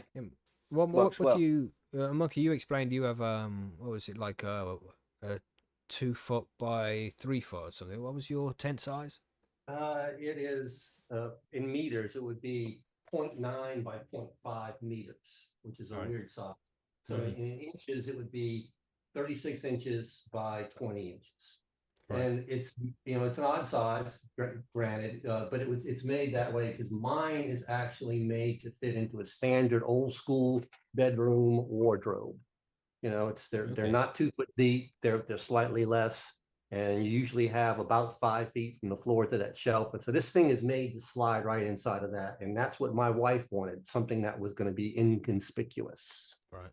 So you have like a standardized walk-in wardrobe type thing in the USA, sort of thing. Well, older homes, that was a standard size walk-in, not a walk-in, but just a bedroom closet, like kids' bedrooms. Yeah, I Like that. understand. Yeah. And this tent is made for that old school standard size closet, which is still used in a lot of homes today. Most newer homes now are liking to build in walk-ins and things like that. But this is a niche tent that was actually made strictly just to fit into that type of a wardrobe. So What kind of light do you have in there then, Monkey? oh gosh, I got more light than I need. I got an HLG 350R Diablo in that thing. 200 and I think it's 260 watts, and unbelievable par levels. I mean, I can push 1400 in that tent and still have leftover room on the throttle. So yeah, it's all about lighting for me, man. And what extractors do you use? What size extractor have you got in a tent that size? Just like my lighting, Monkey likes to overdo things. I always, we've said it before, not that you always need it, but it's nice to have it when you do, kind of thing. It's better to have too much than not enough. Exactly. So instead of just running 4-inch extractors on these small tents, I run 6-inch extractors and run them at half speed or third speed, something like that. And that means if it ever gets hot in there, I can crank the hell out of that thing and get the humidity down, the temperature down, or anything like that. But yeah, it's overkill. But what I found out was that, in buying a 4-inch extractor with a carbon filter or buying a 6-inch extractor with a carbon filter, it wasn't that much more money to go to 6-inch. So that's what I did. Might as well. Yeah. And within that, then you're going to want to run controllers and things like that for your fans and all that other stuff like that. So, but Monkey likes to go oversized when it comes to equipment that needs power, because I like to know that if I need it, I can get it. And I have a 4x4, 4 foot by 4 foot grow tent, just a standard one, a Mars Hydro grow tent. In that I have right now I have a Scorpion Diablo X, which is overkill. It's like it can do 5 foot by 5 foot easily. That light does. But when I'm vegging, just small plants, then I'll use a Mars Hydro TS 2000. It's a nice cheap light that doesn't take up a shitload of electricity to just start up the small plants. So just some things to point out there before we move on to what we're doing next. It's just as you can tell, we have grow tents, lights, and extraction. That's gonna be the most important part of the whole equipment setup. You're gonna get other things that we're gonna speak about as well, but really the main thing you want to be looking at, the most money you're gonna be spending is on your light, number one. Underneath that, you'll probably spend more money on your tent, on a good tent, than you would your extraction. So the price goes down as you make your way through these things. But let's take a look at this article over on Percy's. We have here equipment you need for growing cannabis at home. So as we said, though, we want to be looking at the basic grow setup, which is a grow tent with a light and an extractor. And depending on what size grow tent you have, will depend on what size light you need and what size extraction you need as well. So you can see the article on the screen if you're watching us on YouTube right now. So you can head over to percysgrowroom.com and find the article over there if you want to read through it as well. We won't read through it word for word, we'll just follow the structure of it. So yes, we have the basic cannabis setup, as we mentioned, which was a tent, light, and an extractor. And then it depends on the size of the extractor and the light and all that shit, right? So let's discuss that. If you're just doing... If you want to grow just one plant, right? Marge, you would usually grow one plant. Didn't you have a 60 centimeter tent before? I've never had a tent before. Oh, right. I thought you used a grow tent, a small one. No, we had a grow room. Right. Yeah, we never had a tent. Mm-hmm. So we discussed it briefly on the last episode, how many plants would fit in a certain tent. But if you're looking at a 60 centimeter grow tent, and this can be used for many things, a little drying room, a little vegging room for small plants. So don't just think that you have to put one plant in it and that's all you can use it for. There's lots of different things you can use a 60 centimeter tent for. Popping seedlings, doing some cuttings in there, little breeding projects. And it's nice to have just one of those tents on the side if you can have that, if you have enough space for it. So a 60 centimeter by 60 centimeter grow tent, which is 2 foot by 2 foot. They're pretty cheap. In a tent that size, what kind of light would you think would fit in there, Monkey? What would you put in a 60 centimeter grow tent? First thing that came to mind, this is only because we had a member who ran this for quite a while, would be the Mars Hydro TS 1000. Yeah. That's about what I think is 150 watt, 200 watt, something like that. Yeah, it's not that's massive, a great. is it? Mm-hmm. It's not a massive light, but it's slight overkill for that size tent. But it would give you everything you need to go all the way to flower. So it would be a good choice. But then you could go with the HLG 200 on that, would be just as good. Yeah. There's a Migro Array 2 that would work. There's a lot of lights, in other words, in that. But one thing about these little 60 by 60 tents, we covered it last week, and I want to make sure to say it again. Height. It's very, very important on this. 60 by 60s, typically most of them you'll find on the market are going to have a 4 foot height. Yeah. And that's not a lot of space because the pot's going to take up a foot on the bottom. You're going to have your light up top. That's going to take a foot up top, and that's not going to leave much more space for you. So you're going to have to learn to grow very, very small, or look for a 60 by 60 that has a 5 foot height, and you're going to be much happier. So always, my advice to you is when you're buying a tent, buy the tallest tent you can fit, because that's where you're going to have more trouble than anywhere else in your tent. It's when plants get too tall. Yeah, man. So, and then up from that, up from a 60 centimeter tent, sorry, before we move on to that, extraction for a 60 centimeter grow tent, most people would just use like a 4-inch bathroom extractor. It wouldn't be anything major. You can get the like ones from damn, what's their name? AC Infinity. Yeah, they have like a real good complex ones, and that's probably the company you want to head for when you're looking for these kind of extractors, if you want to go for the good shit. But there's also System Air and other types of extractor as well, which will work just as good. So, and you could potentially get a 5-inch, like Monkey said. He likes to get it a little bit extra because then he can slow the fan down, and when it's slower, it's going to be quieter. So and last longer, Yeah, that's it, and it's all good points. You want it to be quieter, definitely, especially if you're growing it in a room that you use. So consider that as well when you come into the 60 centimeter grow tent. So if you want to grow just one plant or maybe two, you're going to squeeze them in there. 60 centimeter grow tent with, say, Mars Hydro 1000 or HLG 200. Those lights will do in there. 4-inch extractor, and you're good. That's your setup there. You do want to include a carbon filter as well, because that's going to reduce the smell of the cannabis plants as you're moving further through the grow.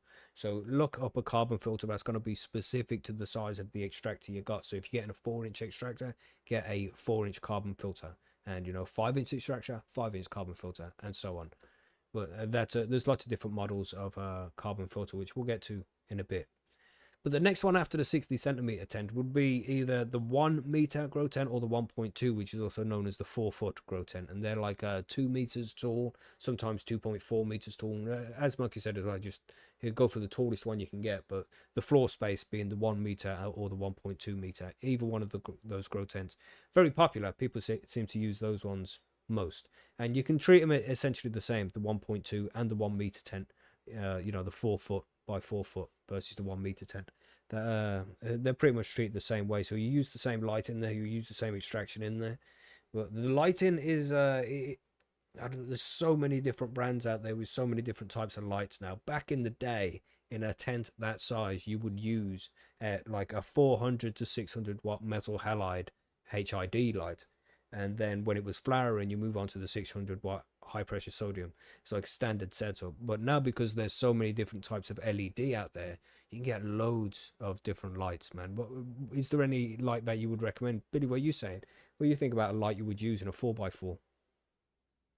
I'd go just for a LED for something like that, lower one, if you know what I mean.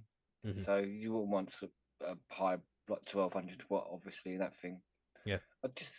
I think you'd want to get like a 600 watt LED, and then because you can dial them down or turn them up if you go bigger. If you know what I mean? Yeah. That's So it just again, because isn't of it? You just get an extra and dial it down. Yeah, if you can. the spread of the light is really what you're after. So that's what you want, and good LEDs, isn't it? If you know what I mean? So good lights, and so that's what you're paying for. That's your most important thing, to be honest, is the lights. So everything else is like your tent, you could slash that up and just use a room if you needed. If you know what I mean? Yeah. So it's like but the light is everything, isn't it? Really, to be honest. So I think that's where your money and where you put your initial layout on. I think just go straight for the good quality LED, slightly bigger than what you would normally use for that size tent, just in case you do upgrade as well, isn't it? But also, like you say, Monkey, you can dial it up and down, and so the bigger you go, the better, the more control you have over your room and your plants, the size of the plants you want to do with it as well. Because then you can do all types of growing, can't you? If you know what I mean, you can do scrogs, you can do sort of one giant plant, autos, like what you get more range in your growing, especially if you're a new grower. That's where I think where we all wish we could have done at the beginning. I think it's worth waiting that extra bit of time to start growing and getting that better light. And if you can do it in a short space of time, I'm not saying like wait a year. If you're going to wait that long, then you're better off just going straight for the cheaper HID. If it's only a couple of weeks or a month, exactly. If it's only a few you're weeks, getting that buzz there, Billy. Getting that, that buzz is still that ringing. Yeah. Okay. Sounds almost like a hearing aid or something like that feedback. It was weird, really weird. Yeah. Yeah, it doesn't happen all the time. It's just maybe when we crossing over. Are you sure you got all your speakers off? It's like it's as if the sound's getting picked up through the microphone a couple of times. Echoing.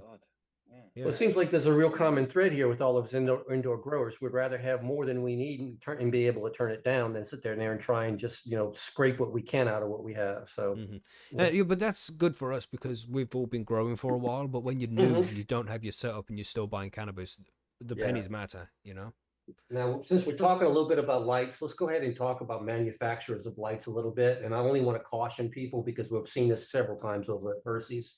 And people will go in there and they'll believe the manufacturer and they'll buy a light, and the light will say it'll light a 4x4. And they get the light in, and it's this little video thing that's no more than 100 watts. And they tell you it's going to light a 4x4. Well, you might do some vegging in that 4x4, but it sure ain't going to bring you to harvest. So what I'm telling you is don't listen to just the manufacturer.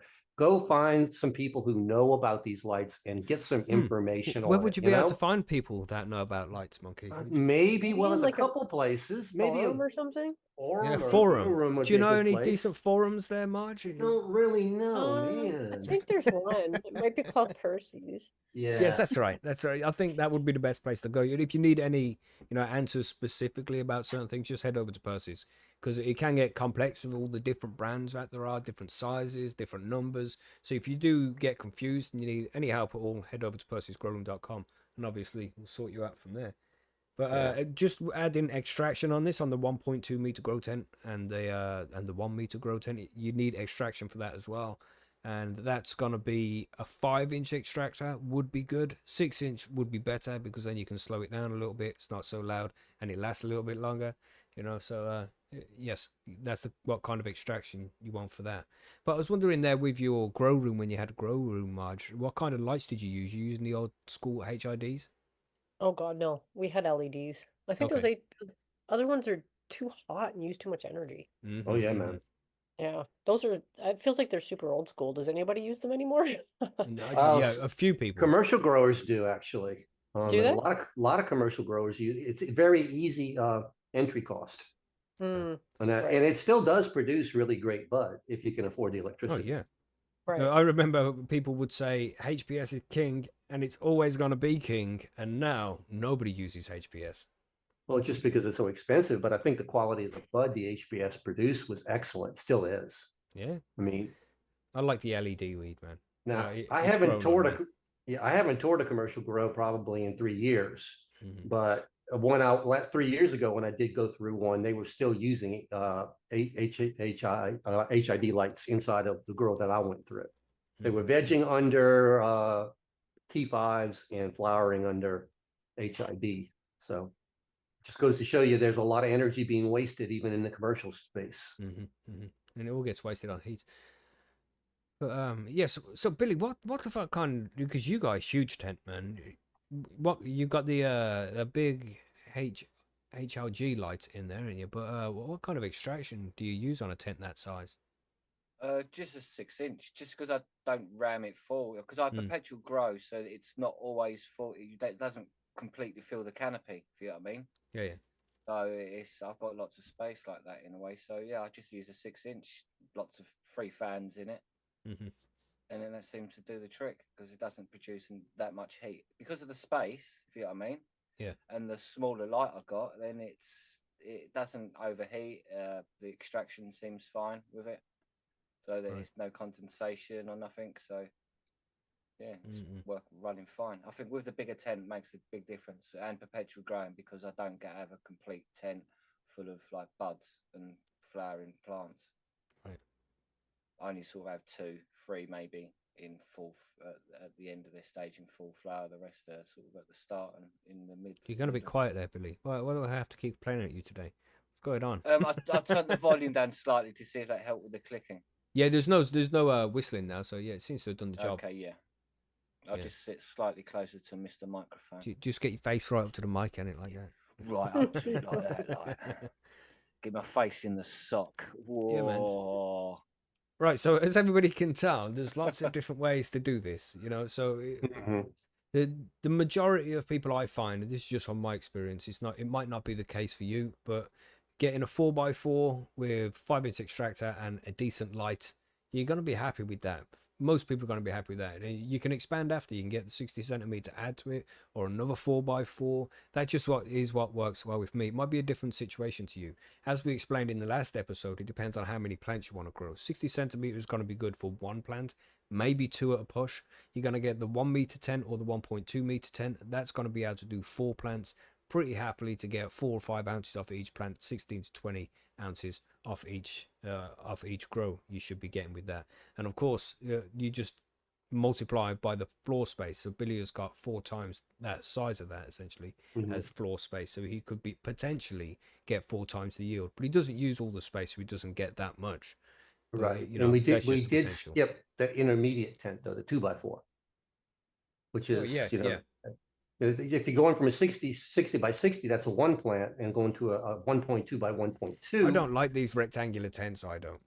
Well, I do actually, because I can reach into them very, very easily. I can get to Yeah, the yeah. very back very, very simply. I'd rather Yeah. grow into two 2x4s than a 4x4. That's just me though, because just my access is better. I have a more refined environmental control there. Lots of small things. But if you're not trying to grow 4 plants and you only want to grow 2 at a time, consider a 2x4. And Yeah. they're basically the same height as the the 1.2 by 1.2.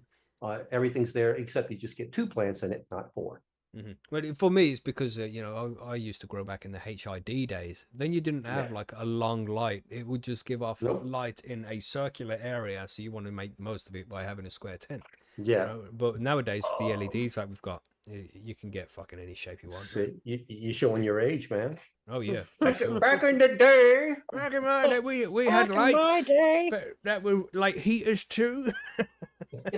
Fuck, they were so hot, man. But I do miss that orange glow sometimes. The orange glow. No, from the XPS, man. no. Damn. No, I don't miss that at all, man. Especially I my could phone. sleep to that glow.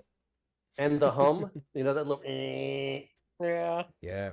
Yeah, Oh, that God, hum man. is slightly annoying because you're not sure if it's like, is it breaking? Is it? Yeah. Is it radiation coming out of that? Yeah. What is that? But Am I gonna remember turn to Hulk if I parabolic see it? shades and shit? Yeah, man. Yeah, I had a Good parabolic times. shade. I've got one Yeah, in the wicked, loft, but that I one. haven't used for like fucking 7 years. Yeah, and What and can the you do, with it, ventilated man? It's fixture like that your extractor ran through the fixture. Remember that pull one? it, pull it out the front of every house, please take. Like, it's, You know what I mean? Does anybody need Yeah. this? I just Facebook start using it free as an ads, umbrella. like, That's what I should do. yeah, When it's yeah. raining, just go out there with my big silver umbrella. Might Jesus. be slightly heavy though. Right, so that's the basic setup, isn't it? With your extractor. Don't forget carbon filters now. We briefly mentioned it there, but the carbon filter is important. It's going to keep the smell of the grow down. You don't want your house stinking of weed. And, if it's illegal, you definitely don't want that smell getting out. So bear that in mind. You will need a good carbon filter. And Rhino, they used to be the best one. I don't know if they still are, but Rhino make good carbon filters. I'm not sure who has. Who's the other guys? I don't know. I would recommend just finding a good carbon filter that uses Australian virgin charcoal in it, because Yes. that stuff seems to be the best for eating the odor. Mm-hmm. So, I mean, I use an off-brand. Mine is made, an Amazon off-brand, but it does have the right charcoal in it. They're not that expensive, but they seem to work really well. So, Right, so you can just see on the screen there, if you're looking at the screen, there's little pictures that it explains all this kind of stuff that you need for them particular tent sizes. The best grow scent for growing at home, 60 centimeters. Breaks it all down here. It tells you which kind of light would be good for you to have, which kind of extractors would be good for you to have. So again, if you need any more of this information, head over to Percy's Grow Room, and all of the information is there for you. But once you've got the initial setup of the tent, the extractor, the light, there's other things you're going to need, and this doesn't include any equipment that you're going to be using for hydroponics, where you're going to need pumps and extra pots and all this, and we're not including that right now. Just including the basic setup that you're going to need to just get a standard grow up and running, to keep it as simple as possible. We don't go into too much detail. We can do that further down the line. We just want to get you started, So the cannabis plants are going to live on a certain light cycle. When they're on, if they're photo period plants, don't worry, we'll explain this as we get further into the guides. But some cannabis plants are going to grow in their vegetative stage with no buds on them for when they're in a light cycle of 18 hours of light and 6 hours of darkness per day in a 24-hour period. And it will veg, unless it's an auto, it will stay in the vegetative stage, is what it's called, at those points. And then you'll flip it to 12-12 when it goes to flower. And that's when the buds will start to grow, is when it's in the flowering stage. But it needs 12 hours of darkness and 12 hours of light during those stages. You can't be there every day at the same time to flick that switch on and off every 12 hours. So you will get an automated timer to do that. Now, because you're dealing with high loads on the devices that you use, and the light, the fans and everything are going to stay on, they won't change. But the light will be changing, every 18/6 or 12/12, depending on which setting the plant's on. So you need a good timer to do that. You can get them from Lumi. They're specifically made for lights with heavy loads. So it'll be able to, hold the light and still flick the timer on and off and be reliable as well. What kind of timer do you have on yours, Monkey? Do you use Lumi timer? No, I actually use smart switches, outlet switches that, you know, the internet-based timers that go on your Okay. Wi-Fi. And I love using those because I can change my light cycles at any time from anywhere. I can always check if my lights are on, if they're Damn. off, everything. You So guys and your technology. I love, well, I mean, I was very skeptical on these when it first was brought up to me by some other members of the forum, but I tried them and I'm hooked. So yeah, that's all I use now. Everything, all of my lights are controlled strictly by internet smart switches. Mhm. Nice. Smart switches, that's what you said, eh? So I Yeah. guess it would be quiet too, because I have a timer and it just clicks all the time. Drives me You This can nuts. hear one- it ticking, can you? Yeah, Now yeah. this Damn. one, these timers do the ones that I have do make a slight click when they come on. Oh, But okay, it's but not ticking the whole time they're running. oh no, it's a click on, a click off, but it's all run off your router. And Right. your, you know, so everything, no, Interesting. even if you're not there, everything's fine. What about if You your know, internet goes down? I was just thinking your power if your would go down. internet goes down, the switch will not turn off, but when the power comes back on, it will find this, it finds the state that it's supposed to be in it and registers that state. Hmm. So, you know, if the light was on and it's supposed to be on when the power comes back, it will turn itself on. If it was on when the power went out and the power comes back and it checks the timer a sequence and sees it's supposed to be off, it will do what it's supposed to do. Okay. So far, it's been very good. I mean, there are very, very different ones out there. Some of them actually have an amperage monitor on it, so you can actually find out how much power you're pulling through these things, which is pretty handy to have. There's a lot of little things like that. So, I mean, the smart switches, they're a little bit more expensive than a standalone timer, but man, there's got a lot of advantages to them. Cool. We'll have a link for that over in the forum, everybody, later on if you want to. There's people asking for the link there. We'll get that sorted for another time. I just use in Brighton. That's the only reason I used in Brighton. I went over to Lowe's and that's the ones they had. I did not want a wall mounted one. I wanted something you could literally plug into an outlet and then plug something else into it, and this fit the bill. But that's all I use. Yeah, Savon's also uses smart switches, I believe. He's the one that told me about that. So yeah, they're good. Give them a try. What do you use, Billy? Just standard heavy duty timers from my local hardware store, like good ones. So Yeah, but yeah, to make sure right. like that they work. Pretty easy to properly. get a hold of. It's not a mission. You know, you don't have to hunt hard for these. So, no. But they are definitely needed. You don't want to be running the plants on 24 hours a day. You can do that, but it's just not ideal, man. The plants need a little bit of sleep time, you know. So you definitely got to need a timer to make sure that the lights that you are using are turning on and turning off when they're supposed to. Absolutely. Right. So after timers, what do we have here? We have a desktop fan, of course. You don't need a fucking fan because you got your extractor, and sometimes that's called the fan as well. But specifically, it's made for extracting air out of the tent. So you know it's an extractor. It's the best way to separate the one from the other. But you know, a standard desktop fan. Now you could get a small one if you got the 60 centimeter tent, or you can get you know a big one, a 12-inch fan, a couple of those, and a 4x4. Because you want to make sure that the air is moving constantly, not just because when you keep the air moving, mold spores are less likely to germinate, so you're less likely to see any mold on your buds when that's growing. But also, the plants need the air blowing off them so they can breathe better, because the liquids will evaporate from the leaves, and that helps them breathe. We won't go into too sciencey detail about all that shit. But also, when the plant gets blown by the fan, it has to build good, strong branches and stems. You know, so if it doesn't have a fan, it will stretch really tall and it will be leggy. It will just fall over on itself all the time. You need to support it. But if you have a couple of good fans in there to constantly blow at it, it encourages the plant to grow itself good, sturdy, strong branches. So make sure that you have a couple of good fans. Fans are a bitch though. Fans is the thing which I have most problems with my grow tent. They need replacing. I say quite often, you know, every couple of grows you need to replace your fans because the motors just die on them, and they take up unnecessary fucking room. They've got this base on. You have to take the base off. I hang mine upside down from the ceiling, and you know, there's different ways to get it sorted. But fans are definitely the thing that pisses me off the most, I think. You know? Yeah, and you have those clip-on ones, but they're shit as well. They don't last long. So, what kind of fan you using, Monkey? I went to towers. I went to small tower fans, 14-inch tower fans, because it has a very small footprint. You know, the footprint on it's probably about 4 inches by 4 inches. And then it gives me an oscillating fan with an extremely small footprint.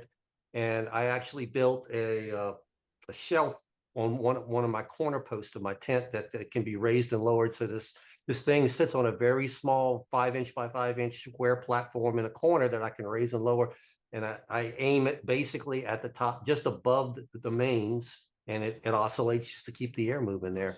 And that's an But I important point also, as well there. Yeah, make sure it oscillates everybody. You don't want to blast the fan constantly at a plant because you'll get what's known as wind burn. So you want a Yeah. we want a fan that moves side to side so the air keeps moving around the room. yeah, but I also keep a fan down at the floor level of the tent just to stir that air around. So it's a small 4-inch fan down there running. And there's also, I keep a 6-inch fan, clip-on type fan at the very top of the tent just to keep that hot air mixed up so I can get it out of the tent. Yeah, So in my tiny tent, I'm running 3 fans. damn. Well, like I said, monkey still. likes to overkill. I Yeah, don't man. want, and I still occasionally have mold problems. Yeah, yeah. Hmm. Fans are important, man. They're very important. Marge, you don't really use fan because you're outdoors, ain't you? Yeah, is done Mother automatically. Nature is the fan. Nice. But Billy, what kind of fans you using in your huge tent there? You must have what, 3, 4, 5? Yeah, I've got 3 sort of like 20-inch fans. I have one pedestal one, that's in the sort of in the corner basically, and I have that sort of blowing upwards towards the light. If you know what I mean? Yeah, yeah. So it blows across the top of all the plants mostly, and then I have 2 big floor ones which are in the corners again, but they're angled towards the walls, so they bounce off the 2 walls. So then so you get like loads of airflow down the sides of the plants, and then that creates loads of air in the middle as well. Nice. Because I've got the extractor there. So yeah, I test it out by having a big toke on my blunt and then blowing it in the room to see what happens to all the smoke. And Torturing your plants. This is what's going to happen to all of you. yeah, it's like showing them the medicine they're going to become, sort of like. It works well because you get to see where the airflow is, how quick the smoke clears, because if you extractors and all that's working. Yeah, So, somebody dropped a link in the chat there. You know, the good idea. The really good site out there if you want to go buy some good fans. Just head out to a site called onlyfans.com and buy quality fans from there. Yeah, I've got a sock fans out there somewhere, so it's similar. Right. Socks that go over like tower fans. Yeah. Yeah. Okay. Sock only tower fans, something like that. Nice. Right. So as long as fans, you might need other things. I mean, that's a definite. Really, you need the fan. You need the timer. You know, these are important features to the grow. It won't be as good if you don't have those things. You might not even get to the end if you don't have a good fucking fan. Mold is shit, man. Them fucking rooms get humid. But the next thing we got up, you need something called a hygrometer, which measures both the humidity and the temperature of a certain room. And preferably, you can get these ones with a little wire on it with a prong at the end. You want to get that one because you can have the hygrometer in one place in the tent, but then put the prong in the middle of the tent to try and get the ambient temperature in the middle around there. So you're going to get more accurate readings. Now, personally, I don't use these anymore. I just don't see much point in it. You just stress yourself out, man, being like, oh, it's too fucking hot. What am I going to do? And you're freaking out because it's 28 degrees, you know, when it's supposed to be 26 Celsius. You know, and you're like, it's too warm. The plants are loving it, you know, but you're freaking out. So, and there's nothing really you can do to cool it down here in the UK. So, you know, we don't have aircon and shit. So I just eventually figured out just like, no, I'm not even going to bother with these things anymore. So I don't even use one. The plants are happy enough. But this is so you can get like shit like this as well built into your extractor, so it will detect the temperature and humidity with your extraction and slow down and speed up accordingly. So they're really cool. You know, I'm not just an old school grower. We didn't have this kind of technology back in my day, you know. Yeah, all my old school hygrometers came with my tents. Actually, they were just kind of like freebie things that were thrown in. But I'm like you said, now I use smart controllers on all my extractors, and every one of them has a humidity reading and temperature reading. Damn, it's starting to sound like Monkey doesn't even grow. He just watches it happen. Everything's automated. Gosh. I'm buying the good stuff, man. If I can find the good stuff, and if it makes my life easier, I will. You know, like you said, I'll invest in my hobby because I grow better weed with the good stuff. Absolutely. If you got the dough, man, fucking do it, you know. That's it. There's lots of different ways to do it. That's one of the good things about growing cannabis. And again, Marge, you're growing outside, so you don't use a hygrometer, do you? No, it's all up to Mother Nature, really. Man, yeah, it's so good. It just makes it so much easier if you can just grow outdoors. but you have less controls and shit at the same time. You know, we'll do an episode specifically on indoor versus outdoor growing, so we can go into the finer details there, because there's pros and cons to both. Yeah. What Yeah, were treat you your saying grow there, Billy? better than your hoe. That's what I say. Do you use a hygrometer? Do you use anything like that? No, man. Nothing. I just use my common sense to whether Yeah, it's like, too oh, it much. feels a bit warm in here. Let me open a Yeah. flap. Yeah. Yeah, but you know what? With those smart I- controllers, though, they are also internet connectable, and that's the other thing. Yeah, I can readjust my lights via my smartphone, but I can also check the humidity and temperature on all my tents via these smart controllers, the same exact way. So, I mean, all I really need is a camera in the tent, and I don't even have to go there, right? Yep, sure, Again, man. it's because of the size of my tent. If you know what I mean, I don't have to worry so huge, much because it huge, yeah. the light temperature. I don't have to worry so much because the LED. So between the two, my fans and all that, I don't really have to worry. And because I don't really get the position of the sun, I'm sort of lucky like that. I've got more chance of having a mouldy house because of shit conditions in Cornwall than I have to worry about my sort of tent. Yeah, If you know what I mean? like things you Yeah, can't I- really control. yeah, with things I a can't with a control, normal so, budget yeah. anyway. Yeah, so yeah, it's so what I got is works perfectly fine, if you know what I mean. So it's not too much humidity at all. So There you go. it's great. Right, Size again matters. allegedly. Yeah, allegedly. No But comment. next up, we have we have carbon filters. But we briefly discussed those. Just make sure that you get a good one, because it's important, especially if you're growing in an illegal place. Then you make sure that the smell is covered to reduce the chances of you getting caught. Carbon filter it's an important investment. You know, you spent all this money on it, everything else. Make sure you spend the money on a good filter as well, because if that fucks up and people smell it, then all the money you've invested in all your gear is just going to get smashed up by the old bill or somebody else. You know, so just be very wary of that. Make sure you buy yourself a good filter with the Australian charcoal in it. Make sure you do that. So there's other things as well, and these things are a little bit more expensive, but in some conditions it's going to be needed. You know, when you've got your hygrometer and you're checking out what the humidity is, then it might be too high or too low for different stages of growth. So you might want to add humidity to the air by getting a humidifier. You know, if it's better, if you've like down 20-30% humidity, then that's not good for the plants. The plants are not going to be happy there. You should add a humidifier and slow down your extraction a little bit so it doesn't just get sucked straight out of the room. But also, yeah, it might be too humid. Say if you're in flower and you're hitting 80% humidity, mold is gonna fucking love it. You know, it's gonna be really fucking humid. They're gonna be chilling there on the buds, and the mold spores are germinating before you know you got bud right everywhere. So in those cases, you'll need a dehumidifier. And you can't get the shit ones. You know, there's lots of, especially in the UK here, we have these dodgy little fucking dehumidifiers which just look like clay pellets pretty much that absorb moisture out of the air. You can't get one of them. You need a proper like 16 to 20 litre dehumidifier, and even that might be too small. It depends on the size of your tent, but you can't skimp on some of those things. You know what I mean? Does anybody use a dehum or anything, a humidifier? Do you, Monkey? A No, I don't. dehumidifier. I use a dehumidifier in my lung room. I mean, Right. I grow because I grow in an air-conditioned building. That is my lung room. So I just control Right. the humidity in that room, and that in effect lets my smart controllers take care of the tents, like I said. Nice. Yeah, I have a dehumidifier, but I don't have to use it very often. It's not very rare. It's not very often I have to crack that thing out. Very rare. So because you know I don't check my humidity. Bonus. You know what I mean? I might need it, but no, I don't even check. Did you use anything like that when you were growing, Marge? You know, you were doing in a room. Oh yeah, we had all this. We had dehumidifiers. Pretty sure we did. It was a Yeah. while ago now, but Sometimes you need both and use them at different times. You know. Well, quick question there from Bankswitch. He asks, "What is a long room?" Do you want to quickly explain that, Monkey?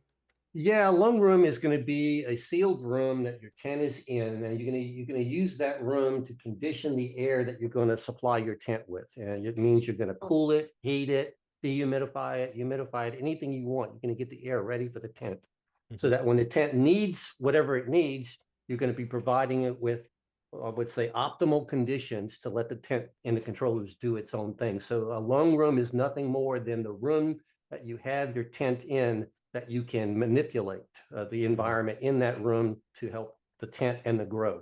That's right. And then the So- extractor just pulls it in through pipes. Nice and easy. Right. And then when the extractor throws it back out in my lung room, I've got to have equipment in my lung room to take care of that. I got to get rid of the humidity that it threw out, and I've got to think about the temperature it gave me there. So I use an air con and a dehumidifier to get my numbers back where they need to be. Very simple, but it works really well. And a lot of us grow in lung rooms. What about you, Billy? It gets a little bit high humidity around your way sometimes, does it? You got a dehum or anything? I used to have when I first was using the whole room, but when I changed to like the bigger tent now, then I don't have to worry. That's why, again, the extra space just completely took any issues away from me, if you know what I mean. Right. So, Cool, man. Nice. And Good next up airflow. then, I mean, that's controlling the humidity is by adding humidity with a humidifier or taking humidity out with a dehumidifier. Nice and easy. But then we have hot and cold. So we need heaters or aircon, depending on how hot or cold it gets in the room. And the best thing to do is use a lung room, like Monkey said there. You don't want to be putting a heater in your tent. Saying if it's like fucking 12 degrees in your tent, bit too cold for the plants, so you want to put a heater in there. But damn, you can damage your plants, you can damage equipment. Too fucking risky. Heat up a small long room and pull the air from that instead. That would be the much safer and more effective way to be bringing heat into the grow room. Yeah. So you And might- energy efficient too. Mhm, More mhm. efficient, because a tent has absolutely no insulation. You put if you're trying just to heat the tent, you're going to be blowing heat right out through those tent walls constantly. Yeah. Yeah. We've had members who have had to build boxes around tents because of that. Yeah, Mm. man. And then then aircon. Here in the UK, aircon isn't a very popular thing because we barely fucking need it, unfortunately. You know, it gets like warm for about 3 days of the year and then just rains the rest of the time. So not many people have aircon. You don't want to get these small ones. They're just a waste of money. You know, these portable air conditioners. That's not going to reduce the heat enough to. You need to get one of the proper ones that you like put out the window and shit like that. Good aircon, man. It costs a few £100 for even a small model. So you know, it's a difficult investment to make for money. But if it's needed, it's needed. If it's getting too warm in your grow tent, then you know you might need air conditioning. And again, same thing. You don't want to put an aircon in your grow tent. You're going to be doing it in a long room where the air is going to be pulled from to make sure that the grow tent stays in good condition. Yeah.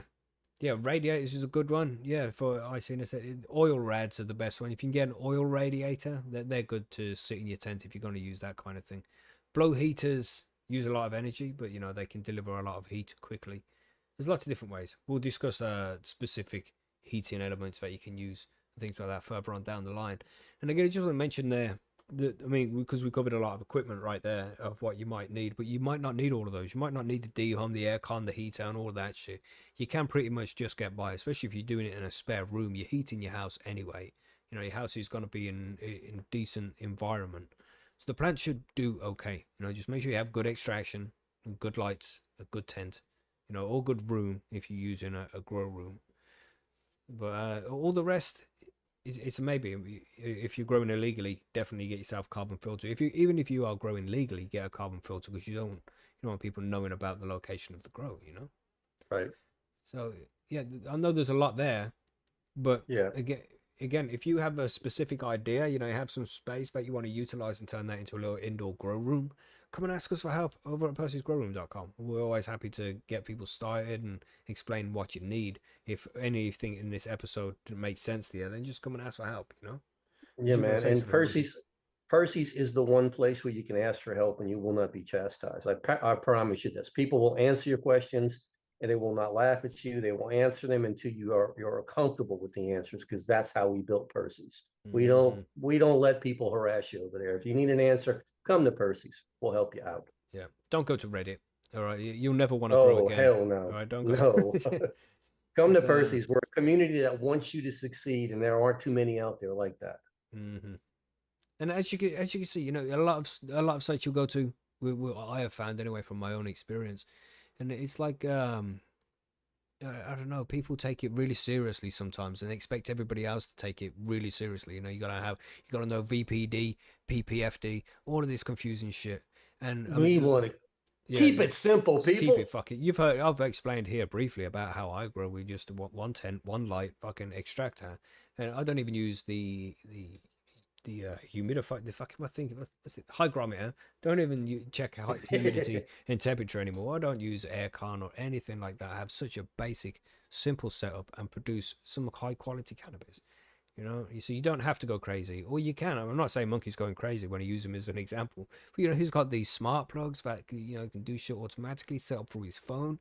Take that route as well if you want to. You know, this is a hobby that you're going to enjoy, so you have to make sure that it's right for you, man. You're doing it the way you want to do it. There's lots of ways to go swimming with a cat, I think the saying is. I've never heard that saying before. Is there? Because I'd No, like to remember, know like that. in the last Grow Guide series, The swinging cat, I yeah. messed up so many sayings. It's like, You mean this- there's more than one way to skin a cat? yeah, Or and I he was said like, swing a cat. I said swinging swing? cats, and you was like, isn't it skin a cat? And I was like, that's sick. Who wants to skin a fucking cat? So it's like, there's many ways to Well, swing a true. cat. It's much better than skin a cat. And then, Oh, my and then cat we would just hate you changed it swinging all together. You know, it's just there's many ways to go swimming with a cat. All right. Okay, I do like that. But I've always Yeah. said there's more than one way to skin a cat, though, and you're right. It's kind of morbid. Yeah, yeah. Who wants to skin a cat? Sick people. Gosh. Yeah. So I Different changed the ways to saying. stroke a pussy. That's right. Cheers, Billy. It's Fuck. all right. We're talking about cats, so.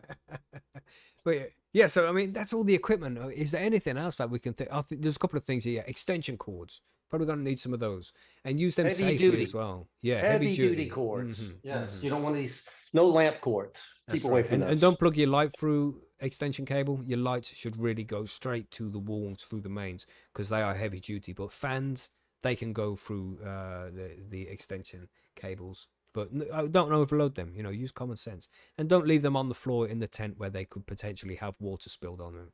That's not a good idea. But also a couple more things here. Ducting for the extractor. You're going to need some of that too. And that's not cheap. It's more expensive than you realize. That silver fucking tubing shit. You know, so look into that. See what size you want to get, how long you need. Make sure you get the right amount. Some duct tape would be cool. Some clips so you can add that shit on there. Pulleys for the lights. Just random little things, you know, that just add up to the whole setup. But Yeah. you can get it done Pulleys- pretty cheap. Sorry, Monkey. Pulleys for pulleys for the lights usually come with the light, though. Doesn't That's it? right. Yeah. That- Yeah. Every they one should I do. bought, every light I've ever bought came with the hangers. Yeah, the Yeah. HRG ones I got, like they have some heavy duty shit. I was like, oh, I'm just swapping these. Yeah, well, if you look at what you had to hang with those things. That's why they were heavy duty. Mm-mm. I mean, HLG uses like a quarter Yeah. inch aluminum plate for their structure. It's pretty darn heavy. The thing I'm most impressed about so far with my HLG Scorpion Diablo X is the fact that it runs so cool. I've never had Mhm. a light that runs cool like that. Incredible. Yep. I keep finding myself having to turn it down because I keep thinking it's not very hot in here. It mustn't be bright enough. I'll crank it up and I'll come back a week later with my meter and say, dang, I'm running 1200 in here. I need to drop that a bit. Yeah. So I'm yeah, well we'll go into impressed more with mine detail. as well. So, Yeah, everybody's the impressed with space HLG, man. coverage, yeah. And we all Yeah, grow with I love HLG.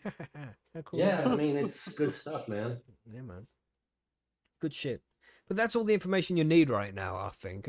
You should have a nice little list of some kind of idea of how many plants you're going to grow, how much you're expecting to yield out of it, what tent you're going to use or what floor space you're going to use if you're using a grow room and things like that. You know, what kind of extractor you're going to need for the size tent you have, kind of light you're going to need, the timer. You should have all of this laid out now and have a good understanding of what your setup is going to look like. So now you have to go and buy it. Loads of places to do it. Preferably don't do it via Amazon.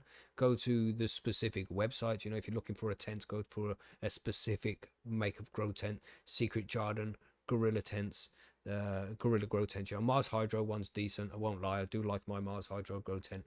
But there's loads of different ones. You know, just again head over to Percy's, see what other growers are using, and go for those brands as well. Because if the growers are using them, it means that they do a decent job. So make sure you go and just do a little bit of research. Again, you can find it over on percysgrowroom.com.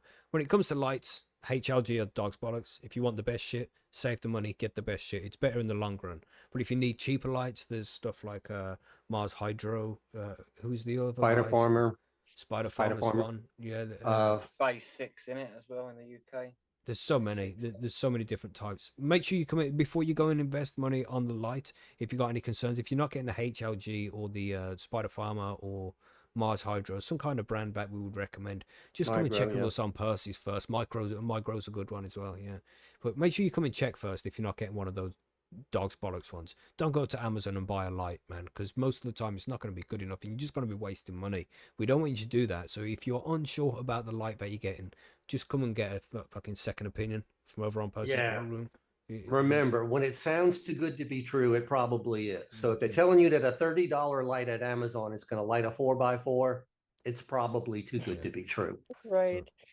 Yeah, Mars Hydro's good, man. I've had my Mars Hydro TS2000 for quite a long time now. It must be 5 years or something.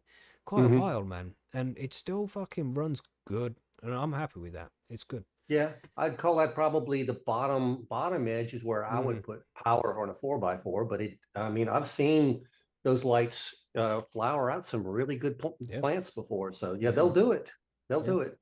That's The lowest HLG end is I'd much go. better, but you know, Oh, if you're on a absolutely, budget, yeah. if you're on a budget, then just get what you can get for now. After a couple of grows, when you're not buying cannabis, you're gonna have spare money to reinvest in your setup. So just worry about getting your setup done first. Get cheap tent, cheap light if you have to, but advance when you can. Spend what you can, man. But just like Billy said, don't be like saving up for a year to get the next thing. Just try and do it with a month, and upgrade further on down the line. Just do what you can. What else to add there? Anything else? I mean, budget, just come and ask for help, man. If you need any help, or come and ask over at Percy'sGrowroom.com. That's what we're there for. But that's it for equipment. We've got just a couple of listener mail questions to get to, so let's do those. Just got to get them in the show notes here. And they're not even grow related. They're just some random questions from Phil. You need like a listener mail jingle, don't you? They're Phil related. There is a listener mail jingle that goes on the downloadable episode. It's a nice little jingle. Oh, right. Oh, we don't get it, though. No, you don't Bloody get hell. that. They're No, gonna have to make a look, whole we're different scum, screen with we the are. fucking video running in the background. That takes like 3 or 4 Look, days see- work, man. Fuck See, that. lads, he can't be bothered. No. Can't be bothered. Yeah, let's say that, shall we, Billy? Well, Yeah, really, so- I don't get any of it. I don't hear any of it, man. Yeah. None of it. That's right. None of it. I think the 20 hours a day does isn't enough, is it, lads? Just imagine it as it is. You'll be fine. You just Yeah. make your own tune up in your head we to could play in the make gap. our own jingle up, yeah. That's there you right. go. Sing Right, your now, own lyrics, guys. Enough chatting shit, because we've got a question here, which is just chatting shit again.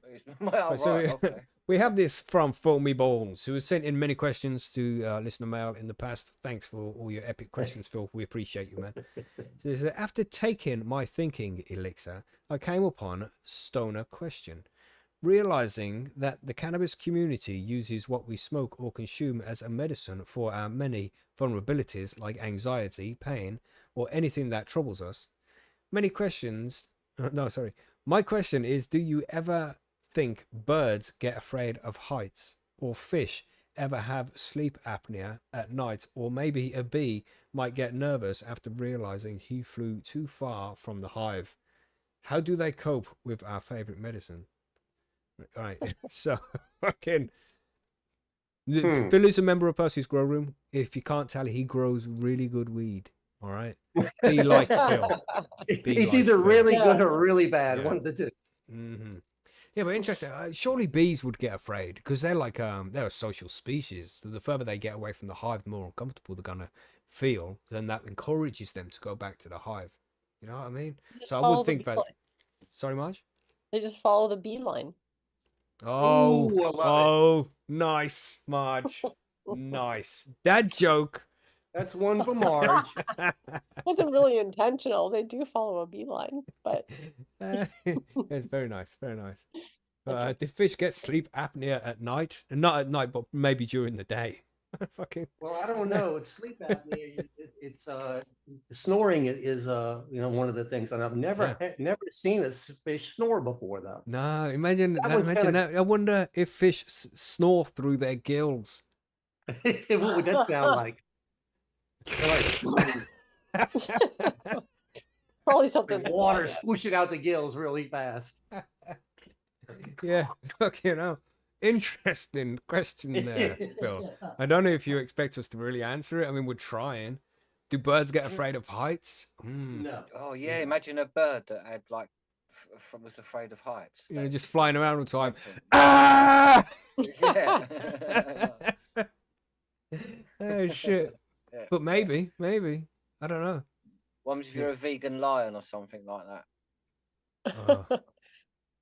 Man, have you seen the random tangent? Look what you've done. You've seen the videos which you can find on YouTube where people are like, look at my vegan dog. My dog doesn't even like eating meat. It likes vegetables. Look, I'll show you with this bowl of meat and this bowl of vegetables. And they put it down on the floor and the dog's just like, meat's gone.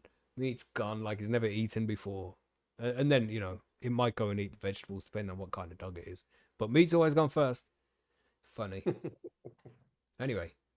Yeah, so I mean, is there anything else we can get out of that one? I mean, did you have anything to add there, Monkey, about birds being afraid of heights? Not really, you know, it just seemed like a strange thing, but kind of wish I knew what he was medicating on when he came up with that question. Well, actually, it's like Me you too. wouldn't. You're not really afraid of heights either as a human. You're really afraid of falling from those heights and hitting the floor. That's what you're scared Yeah. of. And And actually, birds that's don't the have that thing. problem, do they? You know, after you definitely do adjust to heights after you get used to it for a while. Yeah, but a bird's very first thing, they have to jump out of the nest not knowing if they can fly or not. And they have to hope they fucking can. And sometimes So the mum that- just kicks them out like in them Disney yeah, cartoons. exactly. Yeah, and that PTSD from that moment could stick with them for life, mate. Trust me. They just always hate the takeoff. Yeah, You know? yeah, exactly. Always hate the takeoff, man. Oh, I always hate that sends you into initial the dip. paranoia. You know? Yeah. Yeah. Well, you know what? You're talking about heights. You know, I used to skydive back in the day, and that was the part I didn't like about skydiving was the takeoff. The reason was because if you fall from the takeoff, you don't have very far to fall, so you don't have any time to correct it. You're gonna die. If you Right. get high enough and you got a parachute on your back, you got time. So you get conditioned after a while when you start thinking about how high you are. It's like it's not about height; it's about time. It's like I could fall out of this plane now, and I could fall for 2 minutes before I hit the ground. And it's weird, but that's how you start thinking after a while. You get desensitized to it. No thanks.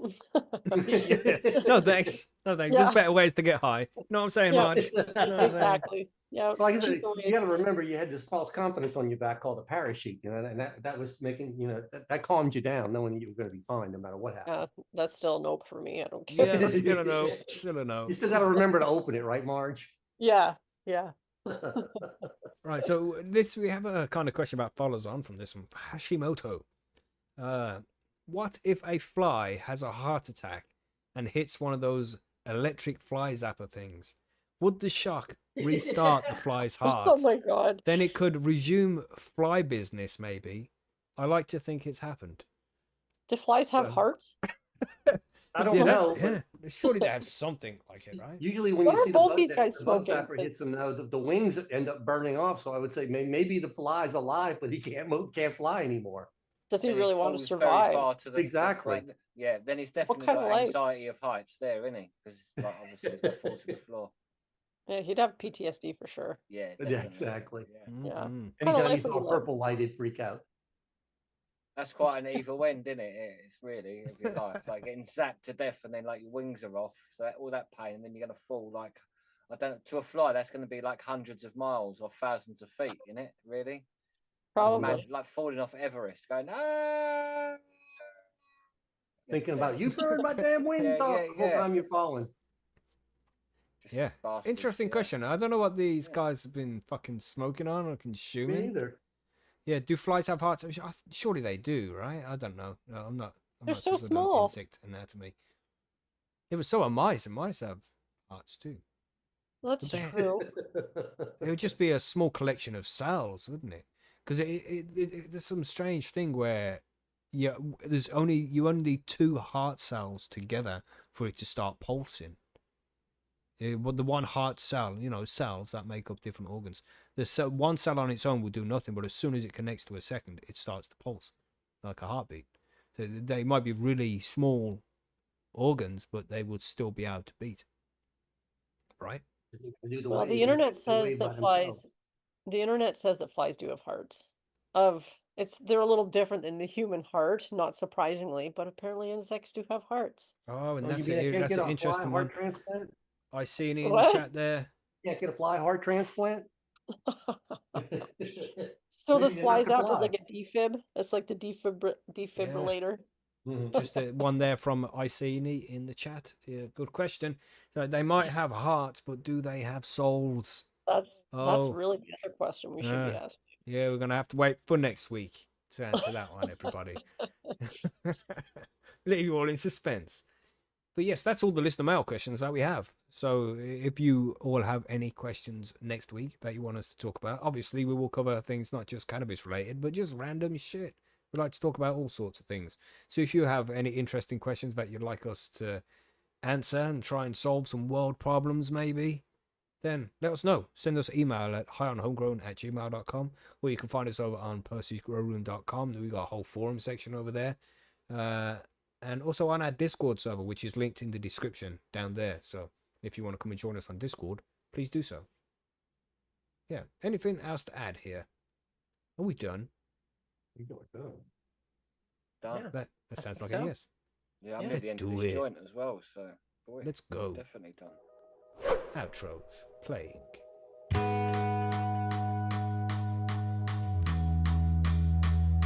Professionally fading outro tune. And there we go, everybody. Episode 2 of the Grow Guides. Again, you can find that guide over on percysgrowroom.com. You can just click on the guides bit there and you'll see the stuff about equipment. It's really easy to find. Yes. Or you can just use the search box for what equipment you need to grow cannabis and you'll be able to find it there as well. Easy to find. It will also be linked in the description of the download. So look there as well if you want to check there. And of course, if you know anybody who wants to start growing their own cannabis, then refer the last episode and this episode to them so they can start getting the information they need on how to put their grow together. What we're covering next week, everybody, what do you think we should do? Think seeds, where to get seeds, what kind of seeds? What do you think? Yeah. Mhm. Think Seeds that would be get the next step seeds. because when you get your setup, you're going to be looking at seeds next, aren't you? Yeah. Where do I get seeds? Out of this box sitting right next to me. Yeah, what's the difference between them all? You know? Yeah. Which ones to get, why to get them, and where to get them from. I think that would be a good one to cover. Yes. Sounds good, right? Yeah. Right, that's it then. That's everything. I think it's time to wave goodbye and let everybody go and enjoy the rest of their evening. I hope there's not many people too disappointed about the England game. They did good to get to the finals where they were. So, be proud. Be proud. Can't win them all. Or any. Why are we so sure? They can't win any of them, right? God damn. It would be nice to see it come home one time. I say come home. That sounds so lame. One day. One day. Yeah, one day. It sounds one very day. British. Yeah, it is very British. Very. But yeah, it's been a pleasure, everybody, as it always is on these Sundays. Thank you for everybody to come and join us. Thank you to the panel, of course, for being here and putting the episode together. And yeah, anybody got anything to add? Marge, where can they go find you? Find me on your favorite podcast platform or bitemepodcast.com. Too easy. Nice. Too. See you on the next one then, everybody. I'll go fix my mute button now. Goodbye, everybody. Goodbye. Goodbye. Say hi. See you later. Eat up.